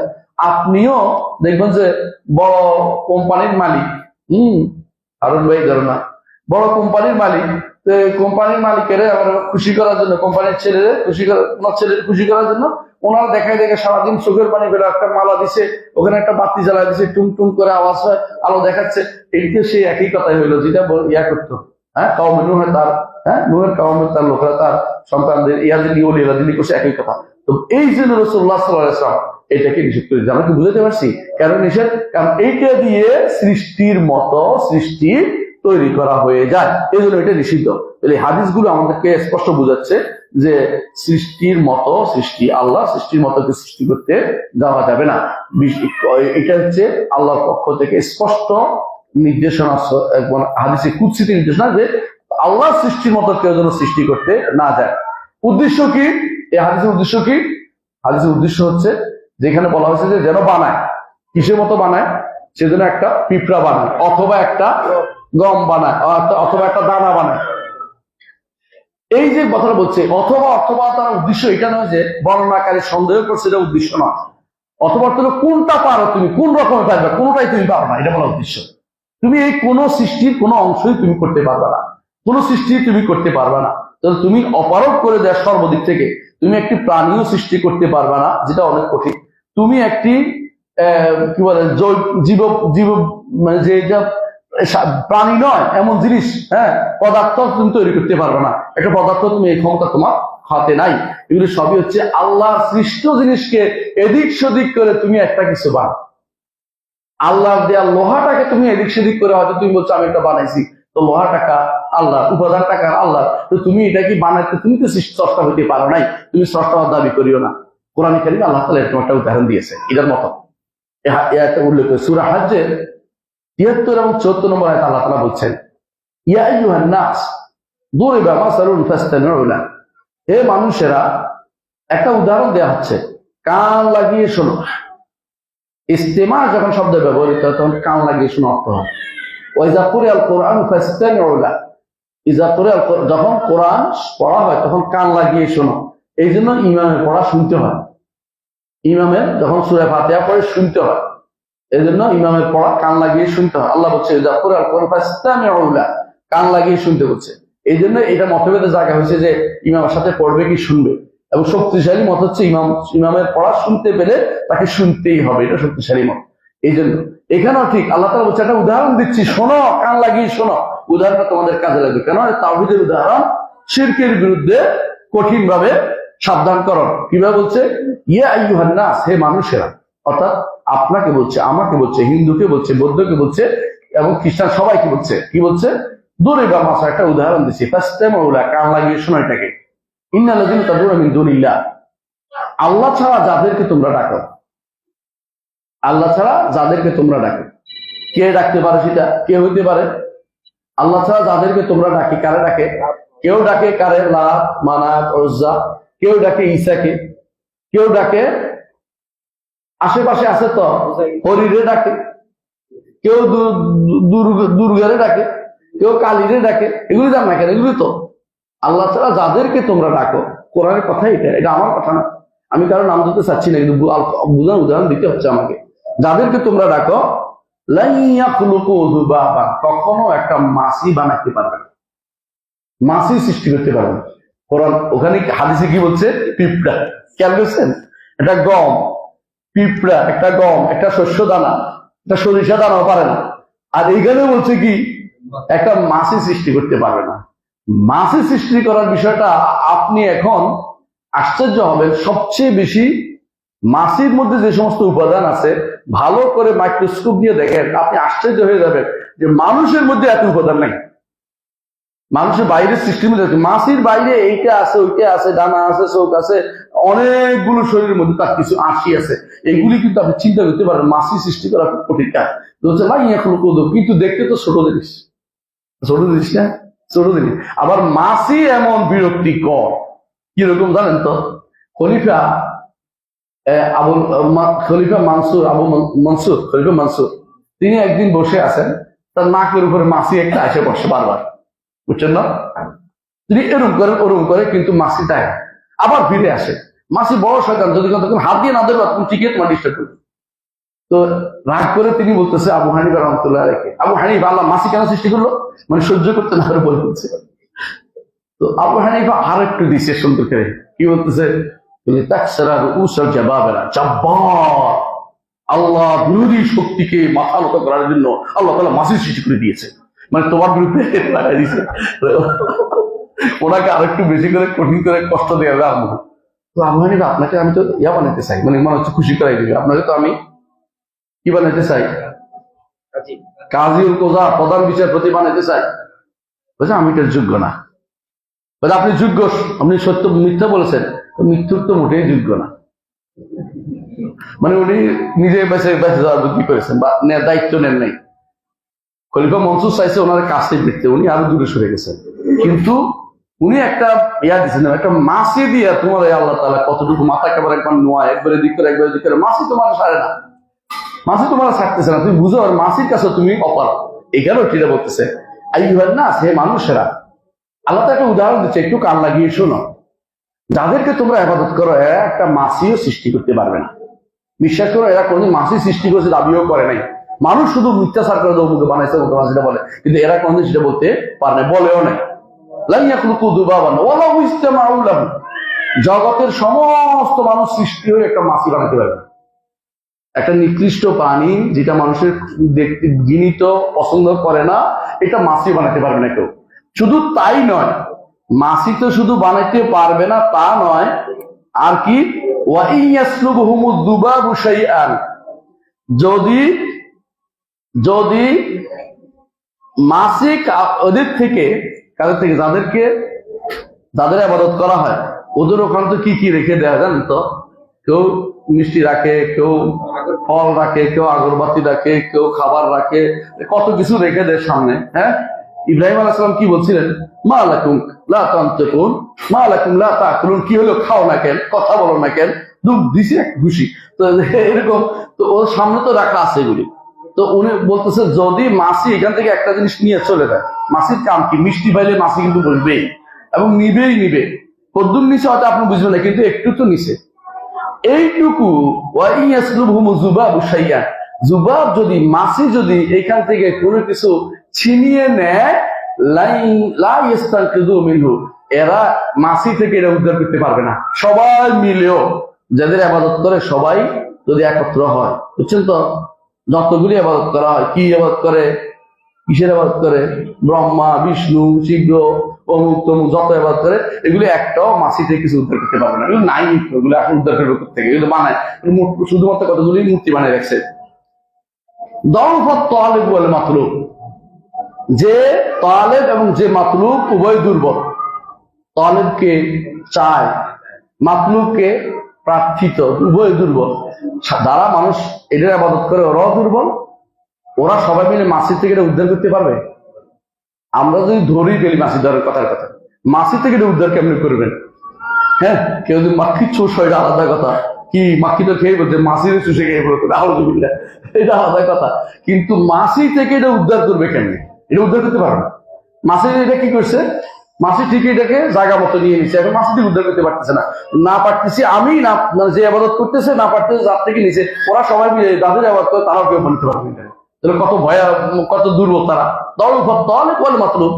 আরেক অর্থ হচ্ছে এটা, আরেক অর্থ হচ্ছে যে জুবাব অর্থাৎ জুবাবে চাই নিতে, এটাও দুর্বল। মাতলুব অর্থ এই মাহবুদ গুলো, এটিও দুর্বল। উভয় জিনিস দুর্বল, উভয়। অর্থাৎ এক অর্থ কি আবাদতকারী এবং আবাদতকৃত উভয় দুর্বল। আরেকটা হচ্ছে মাসিও দুর্বল, মাসি যার থেকে নিচে উভয় দুর্বল। কেউ অর্থ হইতে পারে, অর্থ শুদ্ধ যে এদের থেকে কিছু কোনো কিছু যায় আসে না, ওরা শুধুমাত্র কিসে করে, ভুলের উপর আছে। এই জন্য এই যারা আবাদত করছে এরা কোনোদিন কিনা আল্লাহর সৃষ্টির মতো সৃষ্টি কিছু করতে পারবে না। এই সক্ষমতা তাদের কোনোদিনই নেই। কারণ এই যে এরপর হচ্ছে মা কাদারুল্লাহ হাক্কা কাদরি, এই অংশ তাফসীরটা আমরা পরে করবো, আগেটা শুনে নিই। প্রথমে বলা হয়েছে যে যাদের তোমরা ইবাদত করো, এরা আল্লাহ ছাড়া যাদের তোমরা ইবাদত করো, এরা মাসির মতো কোনো কিছু সৃষ্টি করতে পারবে না, মাসিও বানাতে পারবে না, তাই তো? যেই যার ইবাদত আপনি কেন করেন, একটা সৃষ্টি আপনি ইবাদত কেন করেন? ইবাদত করার একটা মূল কারণ হচ্ছে মানুষ ইবাদত কেন করে, দুইটা কারণ। একটা হচ্ছে মানুষের অভাব আছে, অভাব আছে না? মানুষ চায় তার অভাব পূরণ করবে। অভাব পূরণের জন্য কার কাছে ধর্ণা দেয়? স্রষ্টার কাছে ধর্ণা দেয়। তো যে তোমার অভাব পূরণ করতে পারবে না, তার কাছে তুমি কেন ধর্ণা দিবে? এই জন্য এটা উদ্দেশ্য। সে নিজে তোমার সৃষ্টি করতে, মাসিও সৃষ্টি করতে পারে না, মানুষ তো দূরের কথা। হ্যাঁ, মানুষ তো দূরের কথা, মানুষ তো পরের কথা, আসমান জমিনও সৃষ্টি করতে পারবে না। এই জন্য আল্লাহ তাআলা কোরআনে কারীমে বলেছেন, লাখালকুস সামাওয়াতি ওয়াল আরদি আকবারু মিন খালকিন নাস ওয়ালাকিন আকসারুন নাস লা ইয়ালামুন। মানুষ বুঝতে কেন চায় না, মানুষ কেন জানে না যে মানুষের সৃষ্টির চেয়েও আকাশের তারকারাজি, আকাশ সৃষ্টি করা, আসমানের এই বিশাল ডালা সৃষ্টি করা, এটা আরো বড় জিনিস। এটা কি কোনো ব্যক্তি বলছে যে আমি সৃষ্টি করেছি, এই পর্যন্ত বলেছে? কোন ধর্মের লোকে বলেছে? কেউ বলে নাই। ওইভাবে চিন্তাও তারা করে নাই। তারা শুধুমাত্র কিছু কি নিয়ে আসে, রিচুয়াল কিছু জিনিস নিয়ে আসে, রিচুয়াল কিছু জিনিস নিয়ে তারা মনে করে সর্বস্ব কিছুই হয় না তাদের। এই জন্য মূল কথা এটাই যে ইবাদত করার জন্য যে দুটি কারণ মানুষ করে, একটা কি অভাব আছে, অভাব পূরণের জন্য যেহেতু সে কোনো উপকারী না, কিছু সৃষ্টি করতে পারে না, তাহলে সে উপকার তোমার করতে পারে না। এবং কেউ ক্ষতি করলে, দ্বিতীয় হচ্ছে কেউ ক্ষতি করছে তার কাছে অভিযোগ দিতে পারে। অভাব, অভিযোগ দেওয়ার মতো সে কেউ না, সে নিজেই বিপদগ্রস্ত আছে। বুঝলেন না কথাটা? যারা ইবাদত করতেছেন মাসি, তার থেকে ছোঁ মেরে খাবার নিয়ে চলে যাচ্ছে, আপনি তার কি ইবাদত করবেন? মানে তার ইবাদত কেন করবেন? সে আপনারও অভাব দূর করতে পারে না, নিজের অভাবটাও নিজে দূর করতে পারে না। তাহলে এই প্রজাতির ইবাদত আপনি কেন করবেন? আল্লাহ তাআলার কথা হচ্ছে এটা। বুঝলেন তো কথাটা? সহজে বুঝিয়ে দিচ্ছে এটা। আর এরা যারা ইবাদত করে সবাই মিলে, যাদের ইবাদত করা সবাই মিলে একত্র হইলেও কি করতে পারবে? সামান্য উপকার করতে পারবে না। ইব্রাহিম আলাইহিস সালাম দেখিয়ে দিয়েছেন, সবাইকে ভাঙ্গার পরে একটা বড়টার কাঁধের উপরে উঠে দিয়েছেন লাঠিটা, তাই তো, কুড়ালটা। তারপর বলছেন ফাসআলুহুম ইন কানু ইয়ানতিকুন, এই যে তোমাদের মাবুদ গুলিকে জিজ্ঞাসা করো, যদি তারা কথা বলে, ওরাই বলবে কে ভাঙছে। লাকাদ আলিমতা মা হাউলা ইয়ানতিকুন, ইব্রাহিম তুমি ভালো করে জানো এরা কথা বলে না, এর সুযোগ পেয়ে গেছে। উফিল্লাকুম ওয়ালিমা তা'বুদুনা মিন দুনিল্লাহ, উফ আফসোসের বিষয়, এগুলি তোমরা ইবাদত করো, লা ইয়াদুররুকুম শাইআন, তোমাদের কোনো ক্ষতি কোনো উপকার কিছু করতে পারে না, নিজে ভাঙে গেছে কিছু বলতে পারে না, আর তুমি এরা ইবাদত করতেছো কেন? ধরাই দিলেন তিনি। এরা হচ্ছে উত্তর তো দিতে পারে নাই, তবে তারা কি করো, হাজরেকু পুড়িয়ে ফেলো।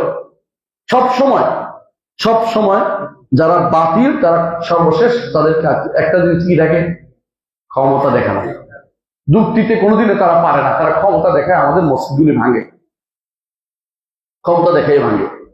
তারা যুক্তিতেও পারে না, দলিলেও পারে না, শরীয়ত দিকতেও পারে না, কোনো দিক থেকে তখন না পারে, তখন কোনো কথা শোনা হবে না, মসজিদ ভেঙে ফেলে। এটা তারা করে থাকে, এগুলো বাতিলের কাজ। বাতিলের এই কাজগুলি সব ভালোই পারে, তারা সবসময় লোক দেখায়, নিজের ক্ষমতার জোর দেখায়, এটাই দেখাতে পারবে, কিন্তু বাস্তবে তারা কোনোদিনই কি করতে পারবে না, হকের মোকাবিলায় দাঁড়াতে পারবে না। ইব্রাহিম আলাইহিসসালামের সামনে তারা তাই করেছে, এটাই তারা করেছিল। এই জন্য ইব্রাহিম আলাইহিসসালাম দেখিয়ে দিলেন যে তোমাদের এই সমস্ত মাবুদ কোনো উপকার এবং অপকার করতে পারবে না, সবাই মিলে আমার কোনো ক্ষতি করতে পারবে না। তিনি সবাই মিলে আগুন দেওয়ার পরেও সবাই মিলে নয়, শুধু সবাই মিলে, বাদশা মিলেও তার কোনো ক্ষতি করতে পারে, জীবিত মানুষ মিলে ক্ষতি করতে পারে নাই, আল্লাহ তাআলা তাকে হেফাজত করেছেন। এই জন্য হাদিসে রাসূলুল্লাহ সাল্লাল্লাহু আলাইহি ওয়াসাল্লাম বলেছেন, ওয়ামান আযলামু মিম্মান খালাকা খালকান কাখালকি, ওর চেয়ে বড় জালেমকে যে সৃষ্টি করতে চায়, এখানে একটা শব্দ আছে, এটা হাদিসটা আছে, আরেকটা হাদিস আছে যে আমার সৃষ্টির মতো কিছু সৃষ্টি করতে চায়, তার চেয়ে বড় জালেম আর কে? ফালিয়াখলুকু মিসলা খালকি, সেজন্য আমার সৃষ্টির মতো একটা সৃষ্টি করে দেখা, কি? দাররাতান, একটা পিঁপড়া, আউ যুবাবাতান, অথবা একটা মাছি। মাছি আসছে এক হাদিসে, মাছির কথাটা আসছে আলাদা। আউ হাব্বাতান, অথবা একটা দানা, শস্য দানা, এইগুলি কোনোটাই সে সৃষ্টি করতে পারবে না, এটা হাদিসে আসছে। তারপর আয়াতের মধ্যে স্পষ্ট বলছে দুর্বল, কত অপারগ তারা, কত দুর্বল, যে ওয়া ইয়াসলুবুহুমু যুবাবু শাইআন লা ইস্তানকিযুহু, চারটে জিনিস আছে, দুর্বল, অপারগ, প্রতিরোধ করতে পারে না, উদ্ধার করতে পারে না, আয়াতের মধ্যে, বুঝছেন তো? ওয়া ইয়াসলুবুহুমু যুবাবু শাইআন লা ইস্তানকিযুহু মিনহু, যদি মাছি নিয়ে যায় তাহলে চারটা জিনিস বোঝা গেছে একসাথে, নিতে পারে না, কি?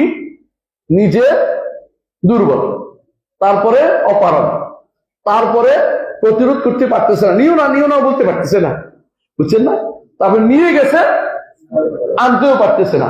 চার ধরনের অপারগতা, চার ধরনের তাদের দুর্বল প্রমাণ করেছে কে? একই আয়াতের মধ্যে আল্লাহ তাআলা, যে এরা কিছুই করতে পারে না।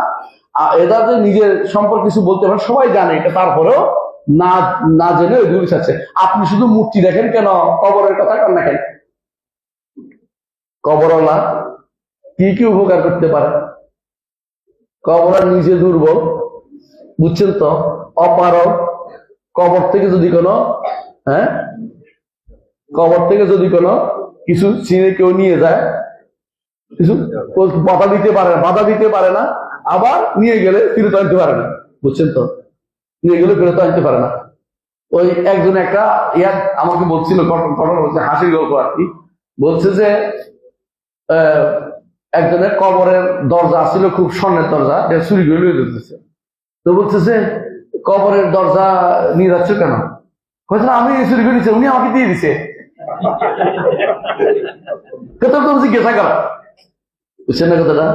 কবর আমাকে দিয়ে দিচ্ছে, জিজ্ঞাসা করো, বুঝছে, জিজ্ঞাসা করতে পারে, কাহে জিজ্ঞাসা করো, কথা বল নাকি, তো তুমি এটা স্বর্ণ ওখানে রেখে দিচ্ছে, আমার স্বর্ণ বাড়িতে রাখলে উপকার হবে, এটা কোনো মানে না। যে জানেও না, বলতেও পারে না, তার এখানে স্বর্ণ দরজা বানাচ্ছে কেন? তুমি বুঝে না কথাটা? এখন তো বাংলাদেশে বেশিরভাগ মার্বেল পাথর দিয়ে বানাই দিচ্ছে, গত সরকারের তথাকথিত ইসলামিক ফাউন্ডেশন লোকে বিভিন্ন কবর মাজারকে মার্বেল পাথর দিয়ে বানাচ্ছে।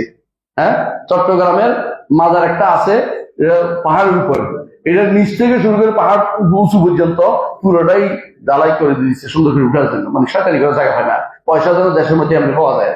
হ্যাঁ, কেউ যদি বলতো সিমেন্ট নিয়ে যাচ্ছে, বলে নিচ্ছ কেন? বলে হুজুরে আমার দিয়ে দিচ্ছে, মানে হুজুরে অমুক শাহ আমার দিয়ে দিচ্ছে, হ্যাঁ অমুক শাহ আমাকে দিয়ে দিচ্ছে, না বললে ভালো ছিল।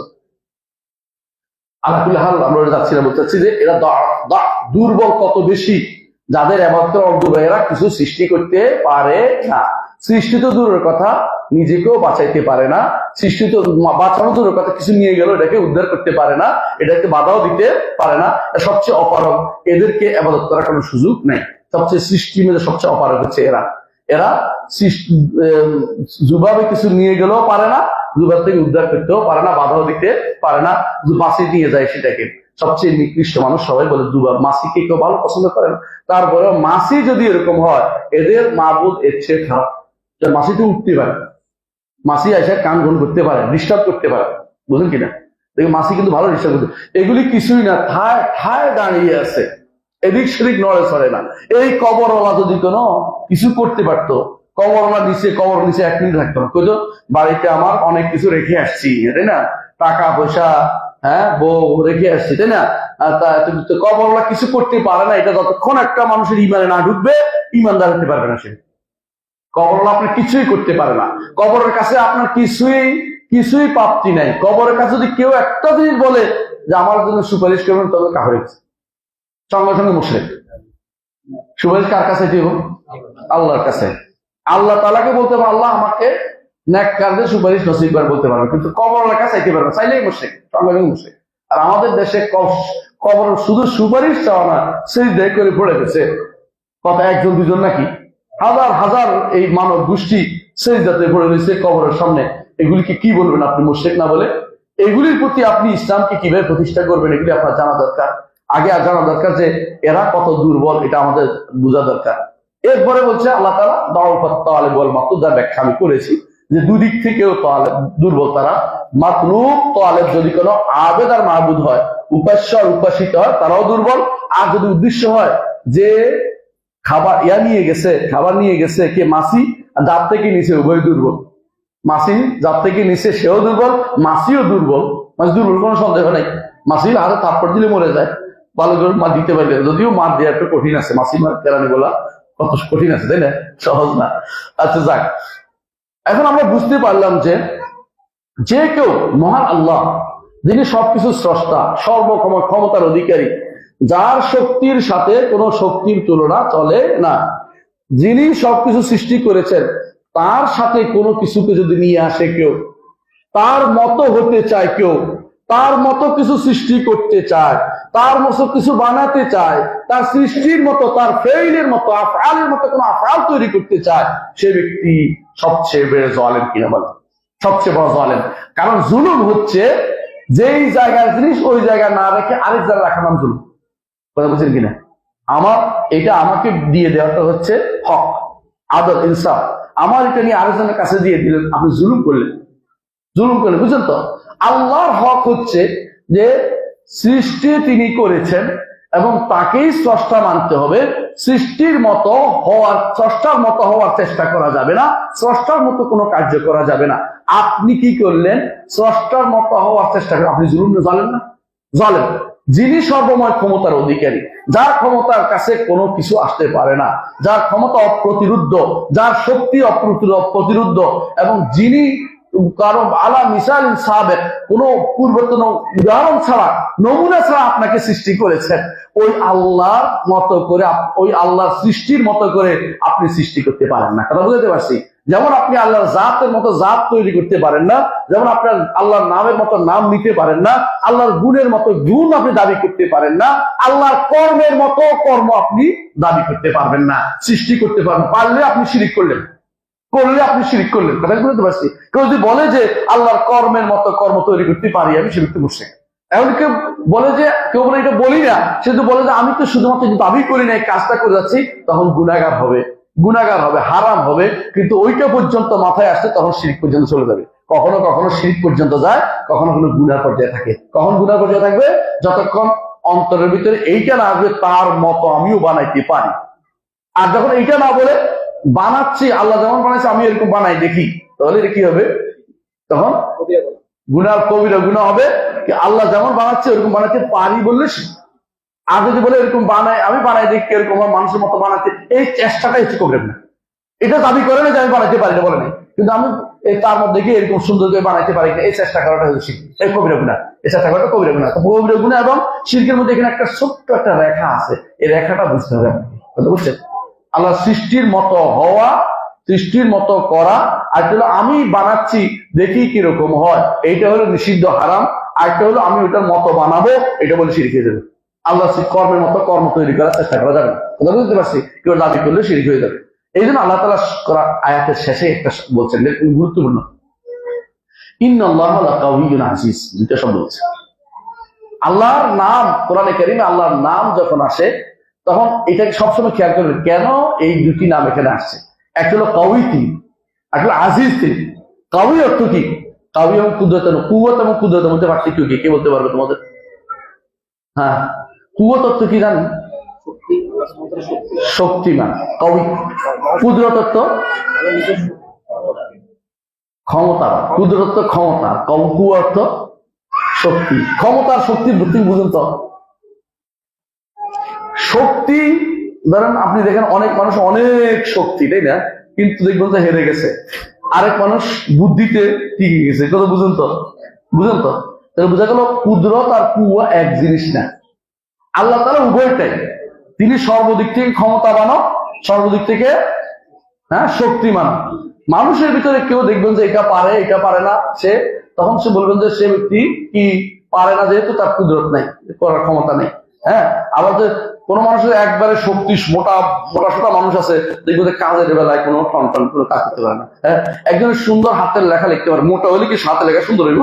সুন্দর হয় না। তাহলে বোঝা গেল যে কুদরত আর কুওয়াত এক জিনিস না। আমরা বুঝাতে পারছি কথাটা? আল্লাহ তাআলা সব কাউই এবং কাদির দুইটাই ঠিক, বুঝে আসছে? তো যিনি কাউই, এইটা সবচেয়ে গুরুত্বপূর্ণ। যিনি ক্ষমতা, আল্লাহ তাআলা সর্বশক্তিমান, তিনি তার শক্তিতে সৃষ্টি করেছেন, তার কুদরত দিয়ে সৃষ্টি করেছেন। কাদেরকে? সৃষ্টি করতে। সমস্ত সৃষ্টি তার ক্ষমতা এবং শক্তির পরিচয়। সৃষ্টি, আপনি বিশাল সৃষ্টি, এখন যারা এরিস্টোনমি নিয়ে আলোচনা করে, যারা এয়া নিয়ে আলোচনা করে, আকাশ নিয়ে আলোচনা করে, গবেষণা করে, তারা এমন সব তথ্য দেয় যেগুলি নিয়ে আশ্চর্য হতে হয়। একজন আমাকে দেখাইলো যে আমাদের এই যে সূর্য নামক যে নক্ষত্রটা, এর অধীন যে গ্রহগুলি আছে, এইগুলি সবগুলি পুরা এই ইউনিভার্স যে একটা আছে, উপরে যেটা আছে, এটার মধ্যে রাস্তার মাঝে পড়ে থাকে একটা ছোট জিনিস, মানে একটা দেশের রাস্তার মধ্যে পড়ে থাকে একটা জিনিস, এটার অধীন হচ্ছে আমরা। আর আমাদের অধীন কত ছোট হইতে পারি আমরা চিন্তা করতেছেন? বিশাল আকাশের তুলনায় আমরা অনেক ক্ষুদ্র। আর ওইটা সৃষ্টি করছে আল্লাহ। কুদরত এবং কুয়া দুটেই আল্লাহ তাআলা আছে, পরিপূর্ণ। তিনি কাউই এবং কাদির দুটেই তার আল্লাহ তাআলার মধ্যে আছে। তিনি আমাদেরকে কাউকে কুদরত দিয়েছেন সীমিত, কাউকে কুয়া দিয়েছেন সীমিত। কারো শুয়ে আছে, ক্ষমতা নাই, কিন্তু বুদ্ধি দিয়ে চালাচ্ছে, এরকম আছে। কেউ আছে যে তার শক্তি আছে, ক্ষমতা আছে, কিন্তু বুদ্ধি নেই, এরকম দিয়ে মানুষ চলতেছে। কিন্তু আল্লাহ তাআলা তিনি কাউই এবং কাদির দুইটাই তিনি। এই জন্য আল্লাহ তাআলা বলছেন মা কাদারুল্লাহ হাক্কা কাদরিহি, আল্লাহর তাকদীর, আল্লাহর ক্ষমতাকে কেউ ছোট আন্দাজ করতে পারে নাই। আবার এখানে বলছে ইন্নাল্লাহা লাকাউইয়্যুন আজিজ, আল্লাহ তাআলার কুওয়াত অসাধারণ। তাহলে এই কুওয়াতের কাছে কারো কুওয়াত কোনো কিছু হতে পারে না। আজিজ দুই অর্থে, কি অর্থে? যে তার কুওয়াতের কাছে কারো কুওয়াত যাবে না, এক, অর্থাৎ তার সৃষ্টির মতো কেউ সৃষ্টি করতে পারবে না। আরেক অর্থ হচ্ছে যে আজিজ এই জন্য যে তিনি অত্যন্ত সম্মানিত, তার সম্মানের কাছেও এরা কোনদিন সৃষ্টিকেও তার সম্মান কোনদিন হানি করতে পারবে না। যতই তারা অন্য কাউকে স্রষ্টা মানুষ না কেন, আল্লাহর সৃষ্টি, আল্লাহ তাআলার সম্মানের মধ্যে আঘাত করবে না। তারা নিজেরাই অসম্মানিত হবে, আল্লাহর সম্মান প্রতিষ্ঠিত থাকবে। তাহলে এক নম্বর কথা হচ্ছে কাউইয়ুন আজিজ। এর এক নম্বর কথা হচ্ছে আল্লাহ তাআলা ইজ্জতের দিক থেকে সবার উপরে, ক্ষমতা এবং ইজ্জতের দিক থেকে, বুঝেন? এই জন্য কোনো কিছু তার মতো সৃষ্টি করার ক্ষমতা কেউ রাখে না, এক নম্বর কথা। দুই নম্বর কথা হচ্ছে আল্লাহ তাআলা তিনি পরিপূর্ণ কুওয়াত এবং ইজ্জতের কারণে সমস্ত সৃষ্টির কপাল তার হাতের ভিতরে। আমরা হাদিসে কি বলি? নাওয়াসিনা বিয়াদিক বলি না? আল্লাহ মিন্নি বলেন আব্দুকা ওয়া আব্দিকা ওয়া আমাতিকা নাওয়াসিয়াতি বিয়াদিক, বলি না? আমার কপাল আপনার হাতে, বুঝেন কিনা? কপাল কি? তাকদীর, আহসানতা, আমাদের নির্ধারণ সব আপনার। আপনি যে ইচ্ছা করে একটু বাইরে চলে যাবেন তা কিন্তু না, দৌড় ধরে টেনে নিয়ে আসবে, কদ্দু যাবে, চলে আসো, কদ্দু যাবে, টেনে নিয়ে আসবে, টেনে নিয়ে আসো, বুঝছ তো? যদ্দু যাবে টেনে নিয়ে আসবে, কত বেশি লাভালাভি করে লাভ নাই। এই জন্য তার কামাল কুওয়াত, দুই নম্বর যে তার কামাল কুওয়াত এবং ইজ্জতের প্রমাণ হচ্ছে সমস্ত সৃষ্টিকে তিনি তাকদীর দিয়ে নির্ধারণ করেছেন, এমনি রেখে দেন নাই, হামাল রেখে দেন নাই। কেউ যদি বলতে আল্লাহ নির্ধারণ করেন নাই, তাহলে বলতে হবে কি তার সৃষ্টির উপর তার কোনো নিয়ন্ত্রণ নাই। নাউযুবিল্লাহ। এই জন্য তাকদীর যে ব্যক্তি অস্বীকার করে সে ব্যক্তি তাওহীদকে অস্বীকার করে। তাকদীর অস্বীকারী, তাওহীদ অস্বীকারী। এই জন্য বলা হয় আত-তাকদীরু আল কদরু নিজামুত তাওহীদ, তাওহীদের শৃঙ্খলা রক্ষা করে তাকদীর। যে ব্যক্তি তাকদীর অস্বীকার করে সে তাওহীদ কোনদিন রক্ষা করতে পারবে না, তাওহীদ বরবাদ হয়ে গেছে। তাকদীরকে স্বীকার করতে হবে যে আমি যা করি, এই যে আমি এখন কথা বলতেছি, এটা কি পূর্ব নির্ধারিত কিনা? কম দিন নির্ধারিত হয়েছে? বহুবার, 5 বার, 5 বার নির্ধারণ হয়েছে। তাহলে বোঝা গেল আপনি আমরা কত হাদিসে পড়েছি, তাই না? কত হাদিসে পড়েছি। এই যে নির্ধারণটা কোনো পরিবর্তন, আর প্রত্যেকটা জিনিস নির্ধারিত। এই যে হারুন ভাই চশমাটা খুলে রাখছে, এটাও নির্ধারিত। আগে উনি খেয়াল করে না, চশমার আগে চশমা খুলছে এখন, এটাও নির্ধারিত যে এত মিনিট পরে এই লোকটা চশমা খোলো, এটা নির্ধারণ করে দিয়েছে তিনি। এই নয় যে তিনি চশমা খোলা চাইছে এই জন্য আল্লাহ লেখছে, এটা না। কিন্তু মানে আল্লাহ তা লেখছে বলে আমি এটা করতেছি। এবং আমি কি করব? আমি আল্লাহর শরীর মতো চলার চেষ্টা করব, আল্লাহ আমাকে সাহায্য করবেন, এটা চাইবো। কিন্তু কোনোভাবে এটা যেন না বলি যে আমি করব বলে আল্লাহ লেখছে, এটা বলা কুফরি, সাংঘাতিক কুফরি, বড় ধরনের কুফরি। এটা হচ্ছে তাকদীর অস্বীকার করা একটা ভিন্ন রূপ মাত্র, আর কিছুই না। যেমন রাখবেন, তাহলে আল্লাহ তাআলা যত কিছু নড়াচড়া করে আমরা আল্লাহর নড়াচড়া করি, বলতে হবে এটা। কোনো কিছু যত কিছু স্থায়ী থাকে, আল্লাহ স্থায়ী করলে সেটা থাকে। যত কিছু তিনি ইচ্ছা করেন সেটা হয়, তিনি ইচ্ছা না করলে সেটা হয় না, এটা বিশ্বাস রাখতে হবে। 3 নম্বর, তার কুওয়াত এবং ইজ্জতের আরেকটি জিনিস হচ্ছে আসমান জমিনকে তিনি ধারণ করে রেখেছেন। আসমান জমিন যখন বলি আর কিছু বাকি আছে, কথা বুঝেন কিনা? আসমান জমিন যখন বলি তোর আর কিছু বাকি নেই। কেন বাকি নেই? আসমান জমিনের উপরে হচ্ছে কি? আরশ কুরসি, এগুলো আল্লাহর সাথে সংশ্লিষ্ট, যেগুলো আল্লাহর জাতের সাথে সংশ্লিষ্ট বিষয়গুলো উপরে, আর আসমান জমিন হচ্ছে নিচে। আসমান জমিন ধ্বংস হবে, তার উপরেগুলি ধ্বংস হবে, তা আল্লাহ বলেননি, আল্লাহ রাসূল বলেননি। আমরা অনেকে খুঁজে বেড়াচ্ছি, কি খুঁজে বেড়াচ্ছি? আরশ ধ্বংস হবে কিনা, কুরসি ধ্বংস হবে কিনা, তো বলে নাই। কি বলছে কোরআন? বলছে কুল্লু মান আলাইহা ফান। আলাইহা বুঝছে? যা জমিনের উপর আছে। আলাইহা অর্থ যা জমিনের উপর আছে, বুঝছেন তো? জমিনের উপর যা আছে তা ধ্বংস হবে, আসমানে যা আছে তা ধ্বংস হবে, কিন্তু আসমানের উপরে যা আছে তা ধ্বংস হবে কোথাও বলা হয় না। যারা বুঝে নাই তারা শুধুমাত্র উপরের গুলি নিয়ে টেনশনে আছে। এই জান্নাত জাহান্নাম ধ্বংস হবে না, জান্নাত জাহান্নামের ভিতরে যে সমস্ত জিনিস আছে উপকরণ, এগুলি একটা ধ্বংস হবে না। আল্লাহ প্রতিদিনে জান্নাতীদের জন্য জান্নাতকে সাজাচ্ছে, এই হাদিসে আছে জান্নাতকে সাজা, বুঝে আছে। জাহান্নামের আযাব রমজান মাসে কমায় দেয়, অন্য সময় বাড়িয়ে দেয়, আছে না? আগুন গরম যখন বেশি পড়ে, জাহান্নামের আযাব তখন বাড়ানো হয় যেন গরম বেশি পড়ে, হাদিসে আসছে। শীত যখন বেশি পড়ে, সেটাও জাহান্নামের আযাবের অংশ হিসেবে আছে। এগুলি কোনোটাই নষ্ট হবে না। আরশ, কুরসি, লহে মাহফুজ, এগুলো যেটা লহে মাহফুজ সংরক্ষিত বলো, এগুলি কোনোটাই ধ্বংস হবে না। কথা বুঝছেন? এগুলি ধ্বংস হওয়ার জিনিস নয়, এগুলি হচ্ছে আল্লাহ তাআলা যেটা চাইবেন এইটা শুধু ধ্বংস হবে ওখানে, আর কোনোটাই ধ্বংস হবে। নিচের গুলি সব ধ্বংস হবে, আসমান জমিন এগুলি ধ্বংস হবে, আসমান জমিন ধ্বংস হয়ে যাবে। এই জন্য আছে কোরআনে কারিমে আল্লাহ তাআলা বলেন ওয়ানুফিখা ফিস-সূর, আর সিংহে ফুৎকার দেওয়া হবে, ফাসায়কা মান ফিস সামাওয়াতি ওয়া মান ফিল আরদি, আসমানে যারা আছে তারা মারা পড়বে, ওয়া মান ফিল আরদি, এবং জমিনে যারা আছে তারা মারা পড়বে। এর উপরে যারা আছে তারা মারা পড়ার কথা বলা হয়নি। সুতরাং আপনি জোর করে এগুলি মরে গেছে বলেন না, জান্নাত জাহান্নামের কোনো কিছু মারা যাবে না। বেদাতীরা না বুঝার কারণে এগুলি বলে থাকে, কিন্তু আহলুস সুন্নাহ ওয়াল জামাতের আকীদা হচ্ছে আসমান জমিন এগুলি ধ্বংস হবে, উপরের গুলি ধ্বংসের কথা কোরআন হাদিসে আসে নাই। আমরা এভাবে বলি আসে নাই, ধ্বংস হবে না হবে কোনোটাই বলছি না, ধ্বংস হওয়ার কথা আসে নাই। কেউ যেন না বলছে আসমান জমিন উপরে যেগুলি আছে ধ্বংস হবে না, না বলি। আরশ কুরসি কিছুই ধ্বংস হবে না, বুঝতে পারছেন?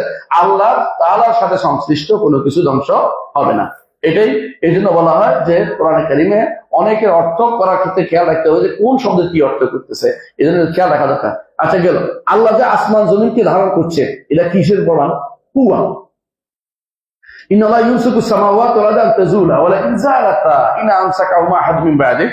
কোরআনে কারিমে আল্লাহ তাআলা বলছেন যে ইন্নাল্লাহা ইউমসিকুস সামাওয়াতি ওয়াল আরদা আন তাজুলা, আসমান জমিনকে আল্লাহ তাআলা ধারণ করে রেখেছেন যাতে এগুলি জাওয়াল না হয়ে যায়, বিনষ্ট না হয়ে যায়, ধ্বংসপ্রাপ্ত লয়প্রাপ্ত না হয়ে যায়, লয়প্রাপ্ত না হয়ে যায়। এই জন্য আল্লাহ তাআলা এগুলি আল্লাহ তাআলা আসমান জমিনকে একসাথে রাখি, অসুবিধা নেই। আল্লাহ তাআলা এগুলিকে কি করবেন? আল্লাহ তাআলা এগুলিকে ধারণ করে রাখছেন। আপনি একটু চিন্তা করেন, ধারণ করে না রাখলে সূর্যকে যদি কোনো বলতো এদিকে চলো, উল্টা চলো, কি হতো? আমাদের কি সূর্য পাইতাম? আল্লাহ এই জন্য কোরআনে কারীম বলছেন মান ইলাহুন গায়রুল্লাহ ইয়াতিকুম বিদিয়া, যদি সূর্য যদি কোনো আমি আটকে রাখি, তোমাদের কোন আল্লাহ আছে তোমাদেরকে আলো দিবে? আল্লাহ ছাড়া কি আর কোনো কেউ আছে তোমাদেরকে আলো দিবে? দিবে না। এই যে আসমান জমিনের ধারণ ক্ষমতা কার ধারণ করেছে?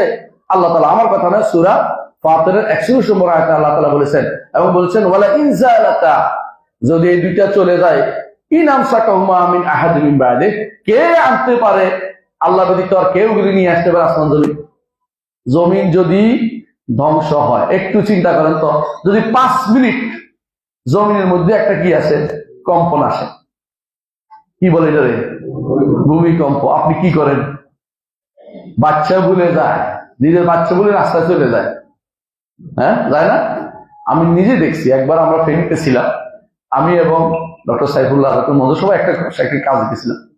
তো আমরা ঘরের ভিতরে যখন এরকম আওয়াজ শুরু হয়েছে, আমরা বলতে ভূমিকম্প হচ্ছে, সবাই বলতেছে বাইরে যায় বাইরে যায়। বাইরে যায় দেখি নারীরা বাচ্চা রেখে চলে আসছে, বাচ্চা ঘরে থাকুক, নিজে বাঁচুক।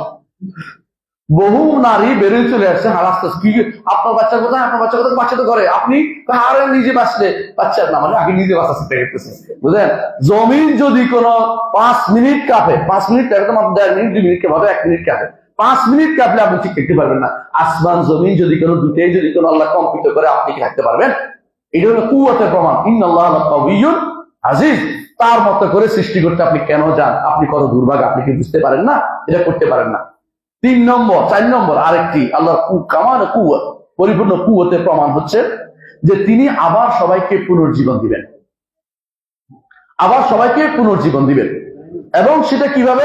একটা চিৎকার, কিচ্ছু না, ইনকারাতিল্লাহ সাইহাতান ওয়াহিদা, একটা চিৎকার হবে, একটা আওয়াজ হবে, ফাইদা হুম মিনাল আজদাসি ইলা রাব্বিহিম ইয়ানসিলুন, কবর থেকে দ্রুত পদে হাসরের মাঠে উপস্থিত হয়ে যাবে। কেমনে হবে রে ভাই? কেমনে তো জানি না, তবে অবশ্যই যাবে, যাবে না সবাই।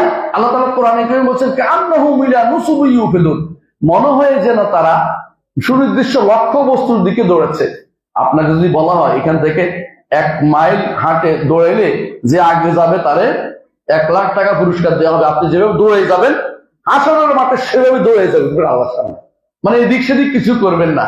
অনেকে আছে এখানে ভুল অর্থ করে, কেউ উঠের উপর উঠবে, কেউ ঘোড়ার উপর উঠবে, এটা এখানে না, এটা দুনিয়ার হাসরের হাদিস। এটা নিয়ে আসে হাসর মাঠে আসবে, ঘোড়া পাবে কই, মানে ঘোড়া পাবে কই, উঠ পাবে কই? এইটা হচ্ছে উড়ে যাবে কিভাবে? কিসের মতো? পতঙ্গের মতো। কোরআনে কারিমে আল্লাহ তাআলা পতঙ্গের মতো বলছে, পতঙ্গের মতো উড়ে চলে যাবে সবাই। কিভাবে উড়ে যাবে? পতঙ্গের মতো। সেখানে পতঙ্গ যেমন আলোর দিকে দৌড়ায়, তেমনি সমস্ত মানুষ সব কিছু আবার সে, আপনি যেখানে পৃথিবীর কোথায় মারা গেছেন কিছু বাদ যাবে না, সেখান থেকে উড়ে নারী পুরুষ সবাই, নাকি একজন? নারী পুরুষ সবাই। কাপড় কয়টা থাকবে? একটাও না। জুতা থাকবে না, খতনা থাকবে না। আবার মানুষ হয়ে, ক্ষণিকের ভিতরে মানুষের মতো হয়ে, জীব নিয়ে, প্রাণ নিয়ে হাসরের মাঠে উপস্থিত হয়ে গেছে, হাসরের মাঠে উপস্থিত হয়ে গেছে। আপনি কি চিন্তা করছেন এটা কার ক্ষমতা? ইন্নাল্লাহা লাকাওয়িয়্যুন আজিজ, অবশ্যই তিনি সর্বময় ক্ষমতার অধিকারী, সর্বময় শক্তির অধিকারী, তিনি মহান রব্বুল আলামিনের ক্ষমতা, সেটা প্রমাণ। আর এর মতো সৃষ্টি করতে চায় তারা কেন? এটা হলো মূল কথা। আমার এদের ওনার মতো সৃষ্টি করতে চায়, কত দুর্ভাগ আছে, সে বুঝতে পারে না তার মতো কিছু সৃষ্টি করা সম্ভব না। আসেন 5 নম্বর, তার পূর্ণ ক্ষমতার আরেকটা বহিঃপ্রকাশ দেখাই। আরেকটা বহিঃপ্রকাশ হচ্ছে পূর্ণ ক্ষমতার আরেকটা বহিঃপ্রকাশ, যত জব্বাহ। আপনার কাছে মনে হচ্ছে এই পাষণ্ড, এই যে দুর্দান্ত শাসক, এই দুর্দান্ত অমুক জাতি, এদেরকে কে নিয়ন্ত্রণ করবে, কে তার ঠান্ডা করবে? আল্লাহ কিন্তু সবাই ঠান্ডা করে দিছে না? তাতারদেরকে ঠান্ডা করছে না? তাতারদেরকে হারিয়ে দিছে না? আমি দূরে গেছি, কারণ দেশে থাকলে যখন আমরা কেউ সামাজিক আলাপ করি, রাজনীতি আলাপ করছি না। এই যে পিছনে একটা সরকারকে হাঁপালাই দিচ্ছে না? আপনার কাছে মনে হতে পারে যে কেমনে গেল? আল্লাহ তাআলা সব করতে পারেন, তিনি ছাড় দেন না, ছেড়ে দেন কিছুদিন, না না ছাড় দেন কিছুদিন, কিন্তু ছেড়ে দেন না, কিছুদিন ছাড় দেন। আমহিলহুম রুয়াইদা, আমহিলহুম রুয়াইদা, কিছুদিনের জন্য তিনি কি দেন? ছাড় দেন, অবকাশ দেন, কিন্তু ছেড়ে দেন না। সময় মতো তিনি পাকড়াও করেন। রাসূলুল্লাহ সাল্লাল্লাহু আলাইহি ওয়াসাল্লাম বলেছেন ইন্নাল্লাহা লা ইউমলিয যালিম, আল্লাহ তাআলা জালেমকে ছাড় দেন, ডিল দেন। ডিল দেয় বুঝুন তো, গরু যখন উঠে আসে না, আমরা গরু আগে আমরা গুড়ি উড়াইতাম, ডিল দিতাম যাইতে যাইতে 100 টান দিলে আরো উপরে উঠতো, আরো টান আরো ছাড়তাম। আল্লাহ তাআলা অনেক ছাড়েন, শেষে কি করেন? শেষে যখন তিনি ধরেন তখন আর ছাড়েন না। হাদিস এটা, হাদিস।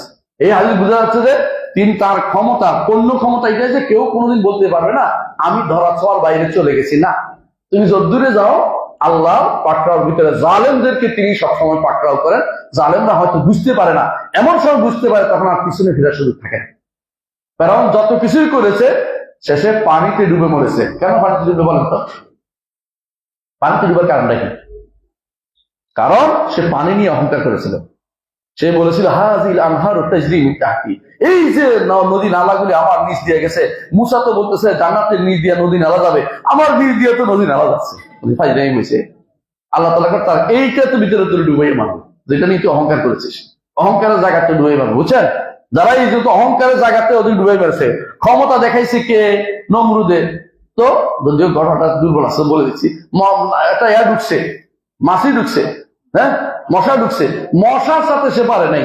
তো ক্ষমতা কোথায় দেখায়? তার ক্ষমতা কোথায় গেল? বুঝলেন না কথাটা? যেটা ক্ষমতা দেখায় সেটা দিয়ে আল্লাহ তাকে, যে ক্ষমতা অহংকার, তাকে বিনাশ করে দেয়। তো আল্লাহর ক্ষমতার সামনে পূর্ণ ক্ষমতার প্রমাণ হচ্ছে, পূর্ণ শক্তির প্রমাণ হচ্ছে যিনি জাব্বারদের কোনো ছেড়ে দেন না। অহংকারী যে সমস্ত তাপুটে, যে সমস্ত দুনিয়ার নিকটিগুলি আছে, এগুলো তিনি ঠিকই পাকড়াও করে বেড়ান। 6 নম্বর পাকড়াও করে দেন। 6 নম্বর যেটা আল্লাহর ক্ষমতার একটি বই প্রকাশ, যেটা আমরা সবাই জানি, দেখি নাই থেকে নাস্তি থেকে আস্তি করেন। আর কেউ নাই থেকে আনতে পারেন না। আপনি দেখেন সহজ জিনিস আপনি অনেকে বুঝতে পারেন, এমন এমন প্রাণী এখন আপনি দেখেন যে 10 বছর আগে প্রাণীগুলি দেখেন নাই। আবার অনেক এমন প্রাণী আপনি দেখছেন 10 বছর আগে এখন আর নাই। এগুলি সবই তো তিনি। আর কেউ তো তৈরি করে বানাতে পারবে না যে আমি এইটা দিয়ে একটা কিছু মানুষ বানাই ফেলবে, পারবে? অথবা মানুষকে বান্দর বানাতে পারবে? বান্দরে হিংস্র কোনো প্রাণী বানাইতে পারবে? পারবে না। কিন্তু তিনি ইচ্ছা করলে বান্দরের মতো করে আরেকটা প্রাণী তৈরি করে দিবেন। আপনি চিন্তাও করেন এটা কেমন তৈরি হয়ে গেল। ঠিকই তৈরি করছে আল্লাহ তাআলা। এর অর্থ হচ্ছে আল্লাহ তাআলা কিভাবে তৈরি করবেন, কত রকমের সৃষ্টি করবেন, নাই থেকে হ্যাঁ এটা করা একমাত্র ক্ষমতা কার? আল্লাহ। কারণ তিনি কাউহিয়ুন আজিজ, তিনি মহা শক্তিশালী এবং মহা ক্ষমতার অধিকারী, এবং তিনি এমন এক ক্ষমতা যার কাছে ঘৃণার ক্ষমতা কারো নাই, তারও ক্ষমতা তারও নাই। তিনি যখন যা ইচ্ছা করেন তখন বলে কুন ফায়াকুন, বলে কুন বলেন তখন সেটা হয়ে যায়। আল্লাহ তাআলা এই জন্য জাকারিয়া আলাইহিস সালামকে বলেছেন ওয়াকাদ খালাকতুকা মিন ক্বাবলু ওয়া লাম তাকু শাইআ। জাকারিয়া আলাইহিস সালাম বললেন যে আল্লাহ আমার হাত পা নরম হয়ে গেছে, বুড়ো হয়ে গেছি, চুল সাদা হয়ে গেছে, কিন্তু আমি তো আপনাকে ডেকে কোনোদিন হতাশ হইনি। কি চাইছে বলেন তো? ওরা চাইছে, হ্যাঁ সন্তান চাইছে। তারপর আল্লাহ যখন বললেন যে তোমার সন্তান হবে, এবার আল্লাহ কিভাবে হবে? আমি মানে এখন নিজে ইয়াতে পড়ে গেছে, আমার সন্তান কেমন? আমি তো পুরা, আমার স্ত্রী বন্ধা, তারপর আমার সন্তান হবে, এটা কি? ওয়াকাদ খালাকতুকা মিন ক্বাবলু ওয়া লাম তাকু শাইআ, আগেও তো তোমার সৃষ্টি করেছে, কিছুই ছিল না, আবার আমি এভাবে সৃষ্টি করবো, সমস্যা কি? হ্যাঁ, আল্লাহ তাআলা এটা করতে অবশ্যই সক্ষম। আল্লাহ তাআলা করতে সক্ষম, অর্থাৎ নাই থেকে হ্যাঁ একমাত্র না থেকে হ্যাঁ তিনি করতে পারেন, আর কেউ এটা করতে পারে না। অন্যরা কি করে? জোড়াতালি দিতে পারে। জোড়াতালি, বুঝছেন তো? আমাদের জোড়াতালি দেয়, কিন্তু আল্লাহ তাআলা তিনি নাস্তি থেকে আস্তি, না থেকে হায় আনার ব্যবস্থা তিনি করতে পারেন। তাহলে বোঝা গেল মানুষ যেটা করে সেটা হচ্ছে জোড়াতালি, এটাই। কিন্তু সবই আল্লাহ তাআলা শুধুমাত্র নাস্তি থেকে আস্তিতে আন। 7 নম্বর যে আল্লাহর ক্ষমতার বহিঃপ্রকাশ আমাদের কাছে আছে, এটা কি? আল্লাহ তাআলা জমিনের অনেক কিছু সৃষ্টি করেছেন, সবগুলি কিন্তু যতগুলি আমরা দেখেছি আমাদের দরকার যতটুকু তিনি আমাদের অনুগত করে দিয়েছেন। আমাদের জন্য অনুগত এক জিনিস দুইটাই। কোরআনে কারিমের শব্দ সাখারা দুই অর্থে আসছে। এক অর্থ হলো অনুগত করে দেয়া, হ্যাঁ অনুগত করে দেয়া, আরেকটা হলো আমাদের যে নিয়োজিত করে দেয়া, দুটি অর্থ শুদ্ধ।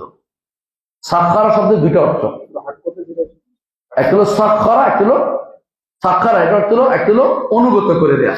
যেমন তিনি বলছেন যে এই বড় বড় উট, বড় বড় এই প্রাণীগুলো তোমাদের অনুগত করে দিয়েছি। হ্যাঁ, সুবহানাল্লাহি সাখখারা লানা হাযা ওয়া মা কুন্না লাহু মুকরিনিন ওয়া ইন্না ইলা রাব্বিনা লামুনকালিবুন।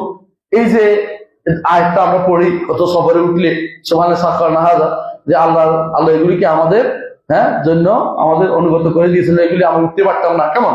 এটা একটা। আরেকটা হচ্ছে আমাদের জন্য নিয়োজিত করে সাখখারা লাকুম শামসা ওয়াল কামার, চাঁদ সূর্যকে আমাদের অনুগত নাকি? এর অর্থ কি? নিয়োজিত।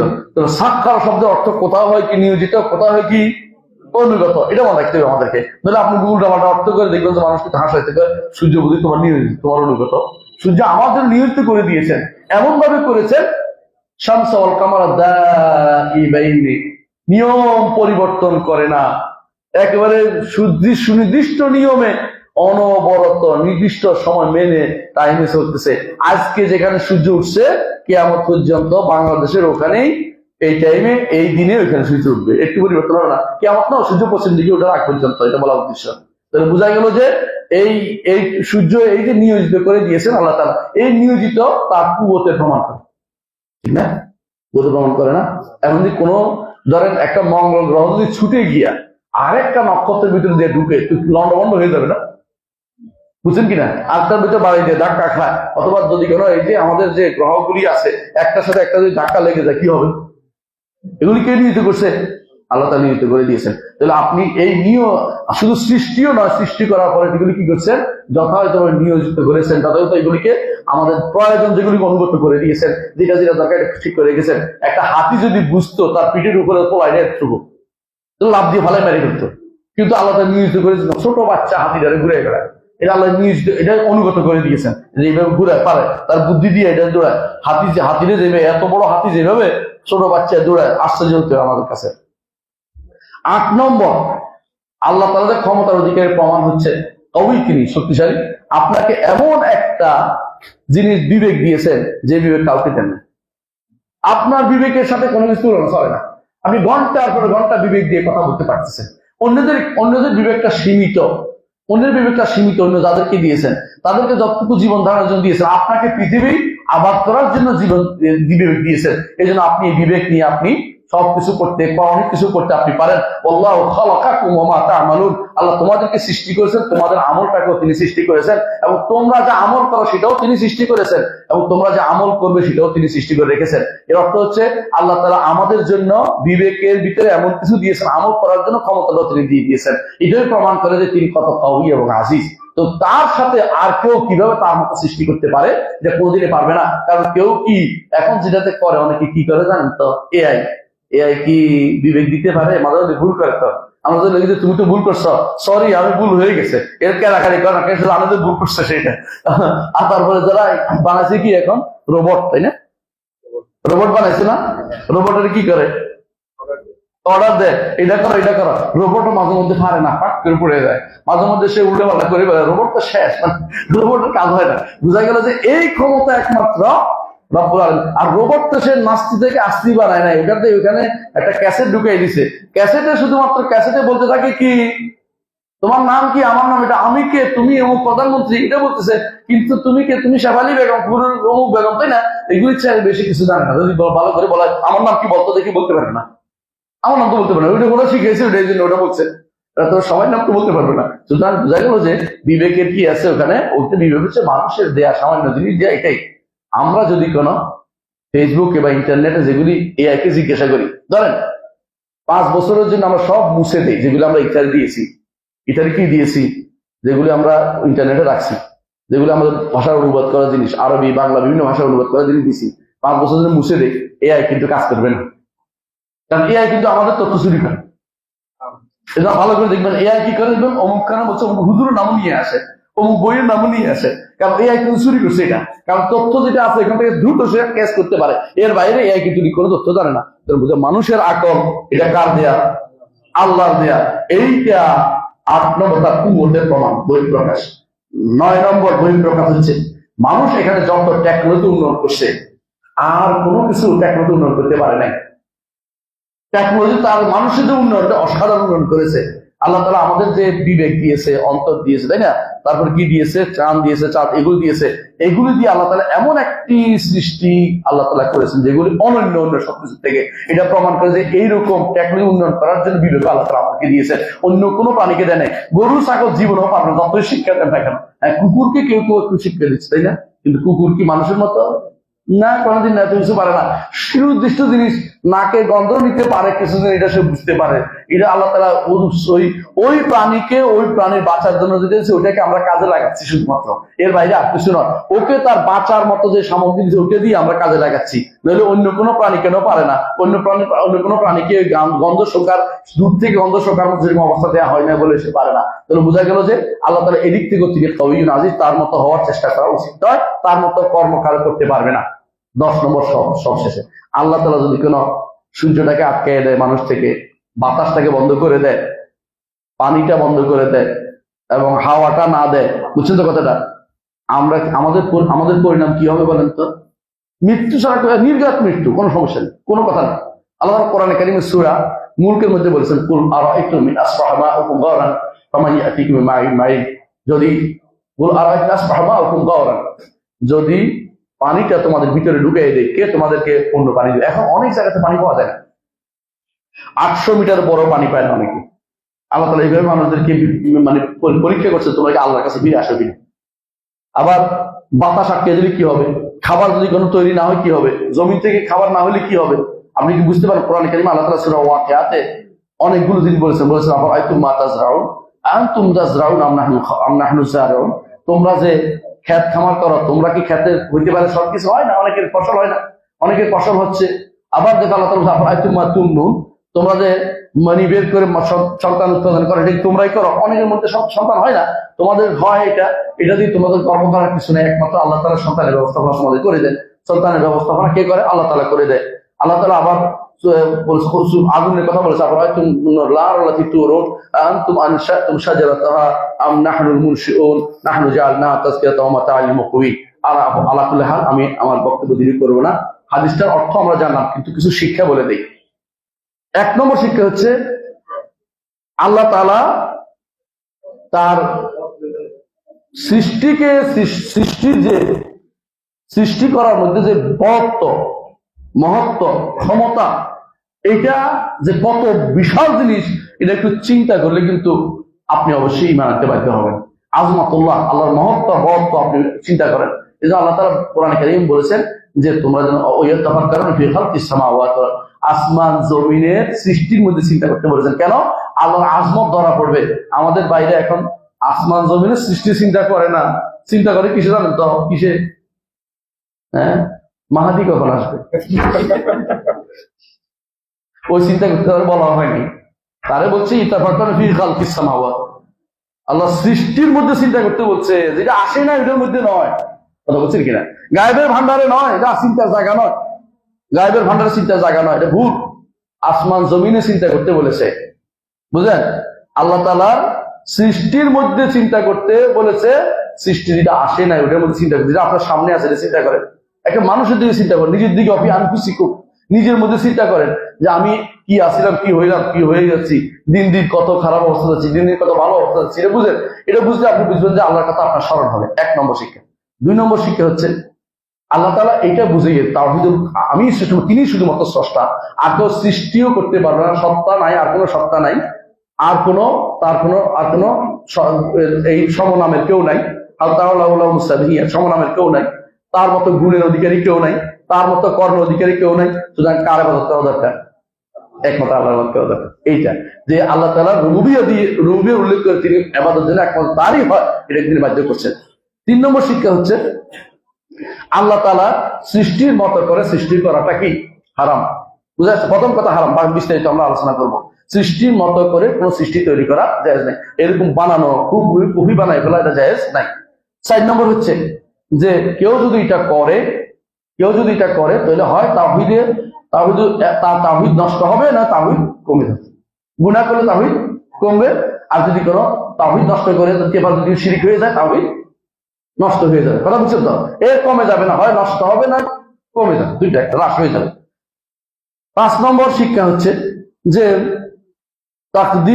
এই কাজ থেকে মানুষদেরকে সাবধান করা, সাবধান, আপনি এটা দিকে যাবেন না, সাবধান করা হচ্ছে। এই কাজ থেকে করতে হবে, সাবধান করতে হবে যে কেউ যেন আল্লাহ সৃষ্টির মতো সৃষ্টি করতে না যায়, কেউ যেন ভাস্কর্য নির্মাণ করতে না যায়। 6 নম্বর শিক্ষা হচ্ছে যে আমাদের সমাজে যে ফটো তোলা হয় বা ছবি তোলা হয়, ছবি তোলা থেকে মানুষদেরকে মানা করতে হবে, ঘৃণা করতে হবে। এর কারণগুলি আমরা উল্লেখ করবো একটু পরে। শুধু ছবি যেন তো অনেকে আগ্রহ করে দৌড়ে আসে, ছবিটা কেন তুলবে না বলতে হবে, আপনার জানতে হবে ছবি কেন তোলার জন্য ব্যস্ত হয়ে পড়ছে। আর 7 নম্বর জানতে হবে আপনাকে, এই ছবিগুলো হচ্ছে, এই ভাস্কর্যগুলি হচ্ছে কিসের? শিরকের মাধ্যম। আহসানতা, শিরকের একটা মাধ্যম, শিরকের মাধ্যম।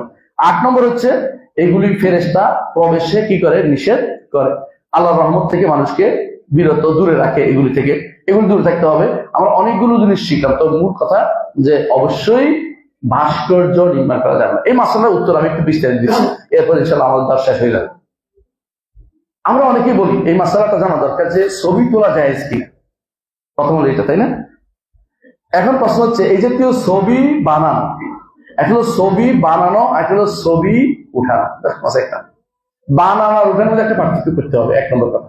দুই নম্বর করতে হচ্ছে ছবি আলাদা করা বানাইতে বলতে হবে, আর ছবি আলাদা না করে যেভাবে আছে হুবহু ওইটা তুলে ধরা এক কথা আছে, দুইটা পেশ করছে। যে জিনিস প্রথমে আসে, যে জিনিসের ছায়া আছে এমন কিছু বানানো হারাম এবং শিরকের মাধ্যম, যে জিনিসের ছায়া পড়ে। কি জিনিসের ছায়া পড়ে বলেন তো? না, এটা নয়। যেমন আপনি এই ছায়া পড়ে কি ধরেন, একটা নেগেটিভের কি ছায়া পড়ে? এটার ভিতরে যেটা থাকে পড়ে না, বুঝছেন তো? কিন্তু এইটার একটা ছায়া পড়বে, তাই না? পড়ে না? এটার মাসালা। যেটা রু আছে, খেয়াল করেন, রু আছে এমন জিনিস বানাইছে এবং এটা কি ছায়া পড়ছে, ছায়া পড়ে, ওই জিনিস বানানো যায় না।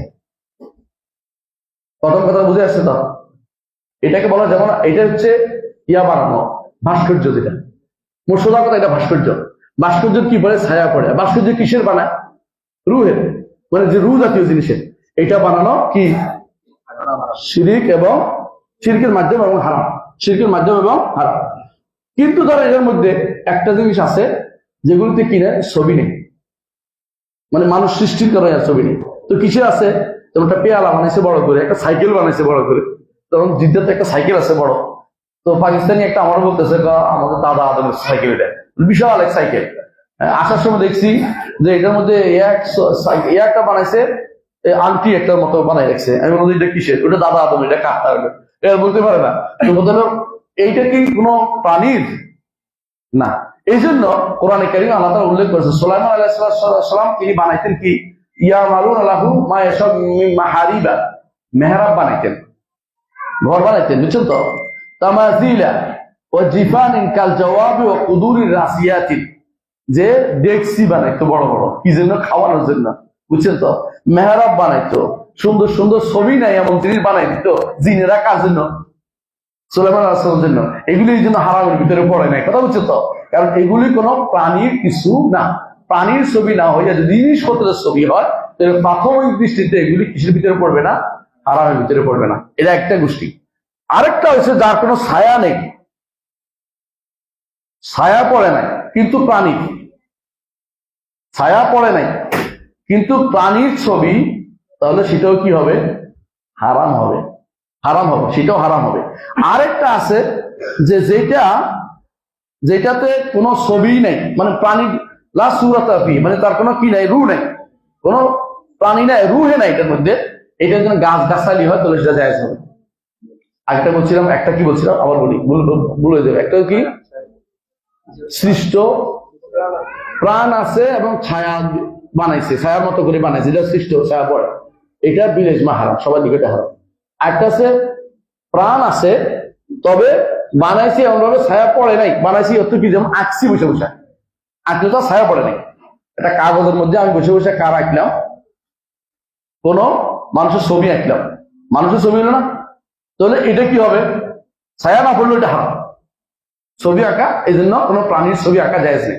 আমাদের বাইরে যারা অঙ্কনে পারদর্শী, ওইটা করে ওইটা করে, তাদের বলা উচিত যে আপনি আঁকতে যদি হয় তাহলে গাছ গাছালি নদী নালা আঁকতে পারবেন, কিন্তু কোনো মানুষের ছবি আঁকে দিতে পারবেন না, আঁকা যায়, এটা হারাম। এটাও বিলেজমা হারাম, দুইটা হারাম তো গেলেন।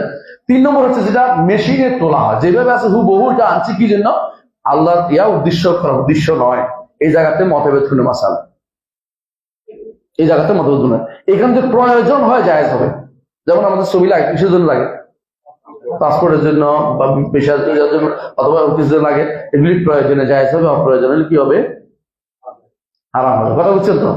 আরেকটা জিনিস মনে রাখতে হবে, এগুলি যদি কোনো, আরেকটা হচ্ছে 4 নম্বর যেটা, সেটা হচ্ছে যাদের কোনো রু নেই, যেগুলি কোনো রু নেই এমন জিনিস বানাইছে, এগুলি জায়েজ হবে যদি এই শর্তে, দেখুন কোনো কিছু আছে হারাম হয় নিয়তের কারণে, কর্মের কারণে, কোনো কাছে বিনফসি হারাম। আগে যেগুলি গেছে বিনফসি হারাম, দুইটা গেছে, আরেকটা মতভেদ আছে। আরেকটা হচ্ছে যেগুলির কি নাই, যেগুলি রু নাই, কিন্তু রু না থাকা জিনিস সবসময় জায়েজ, জায়েজ না। যদি এগুলো ইবাদতের জন্য বানানো হয় হারাম, বুঝলেন না? শিরকের জন্য বানানো হারাম, হারামের জন্য বানালে হারাম, যদি এগুলো যদি কোনো হারামের জন্য বা শিরকের জন্য ব্যবহৃত হচ্ছে না, এমন হইলে সৌন্দর্যের জন্য ব্যবহৃত হচ্ছে, যেমন লতা পাতা আঁকছে তো তাই হবে। কিন্তু লতা পাতা যদি কোনো ইবাদতের জন্য বানানো হয়, কথা বুঝতে পারছি, অনেক হারাম হয়ে যাবে। তাহলে সব রু নাই এটাই হালাল নয়, আর সব রু থাকলেই রু থাকলেই যে ছবি মেশিন দিয়ে তুলে যেটা দিয়া আল্লাহর মোদাহাত খালকিল্লাহ, আল্লাহর সৃষ্টির সাথে উদ্দেশ্য না থাকে, তখন সেটা একটা হারামের ভিতরে পড়ে না। আশা করি বুঝে আসছে। সুবহানাকাল্লাহি ওয়া বিহামদিহি আশহাদু আল্লা ইলাহা ইল্লা আনতা আস্তাগফিরুকা ওয়া আতুবু ইলাইক। আসসালামু আলাইকুম।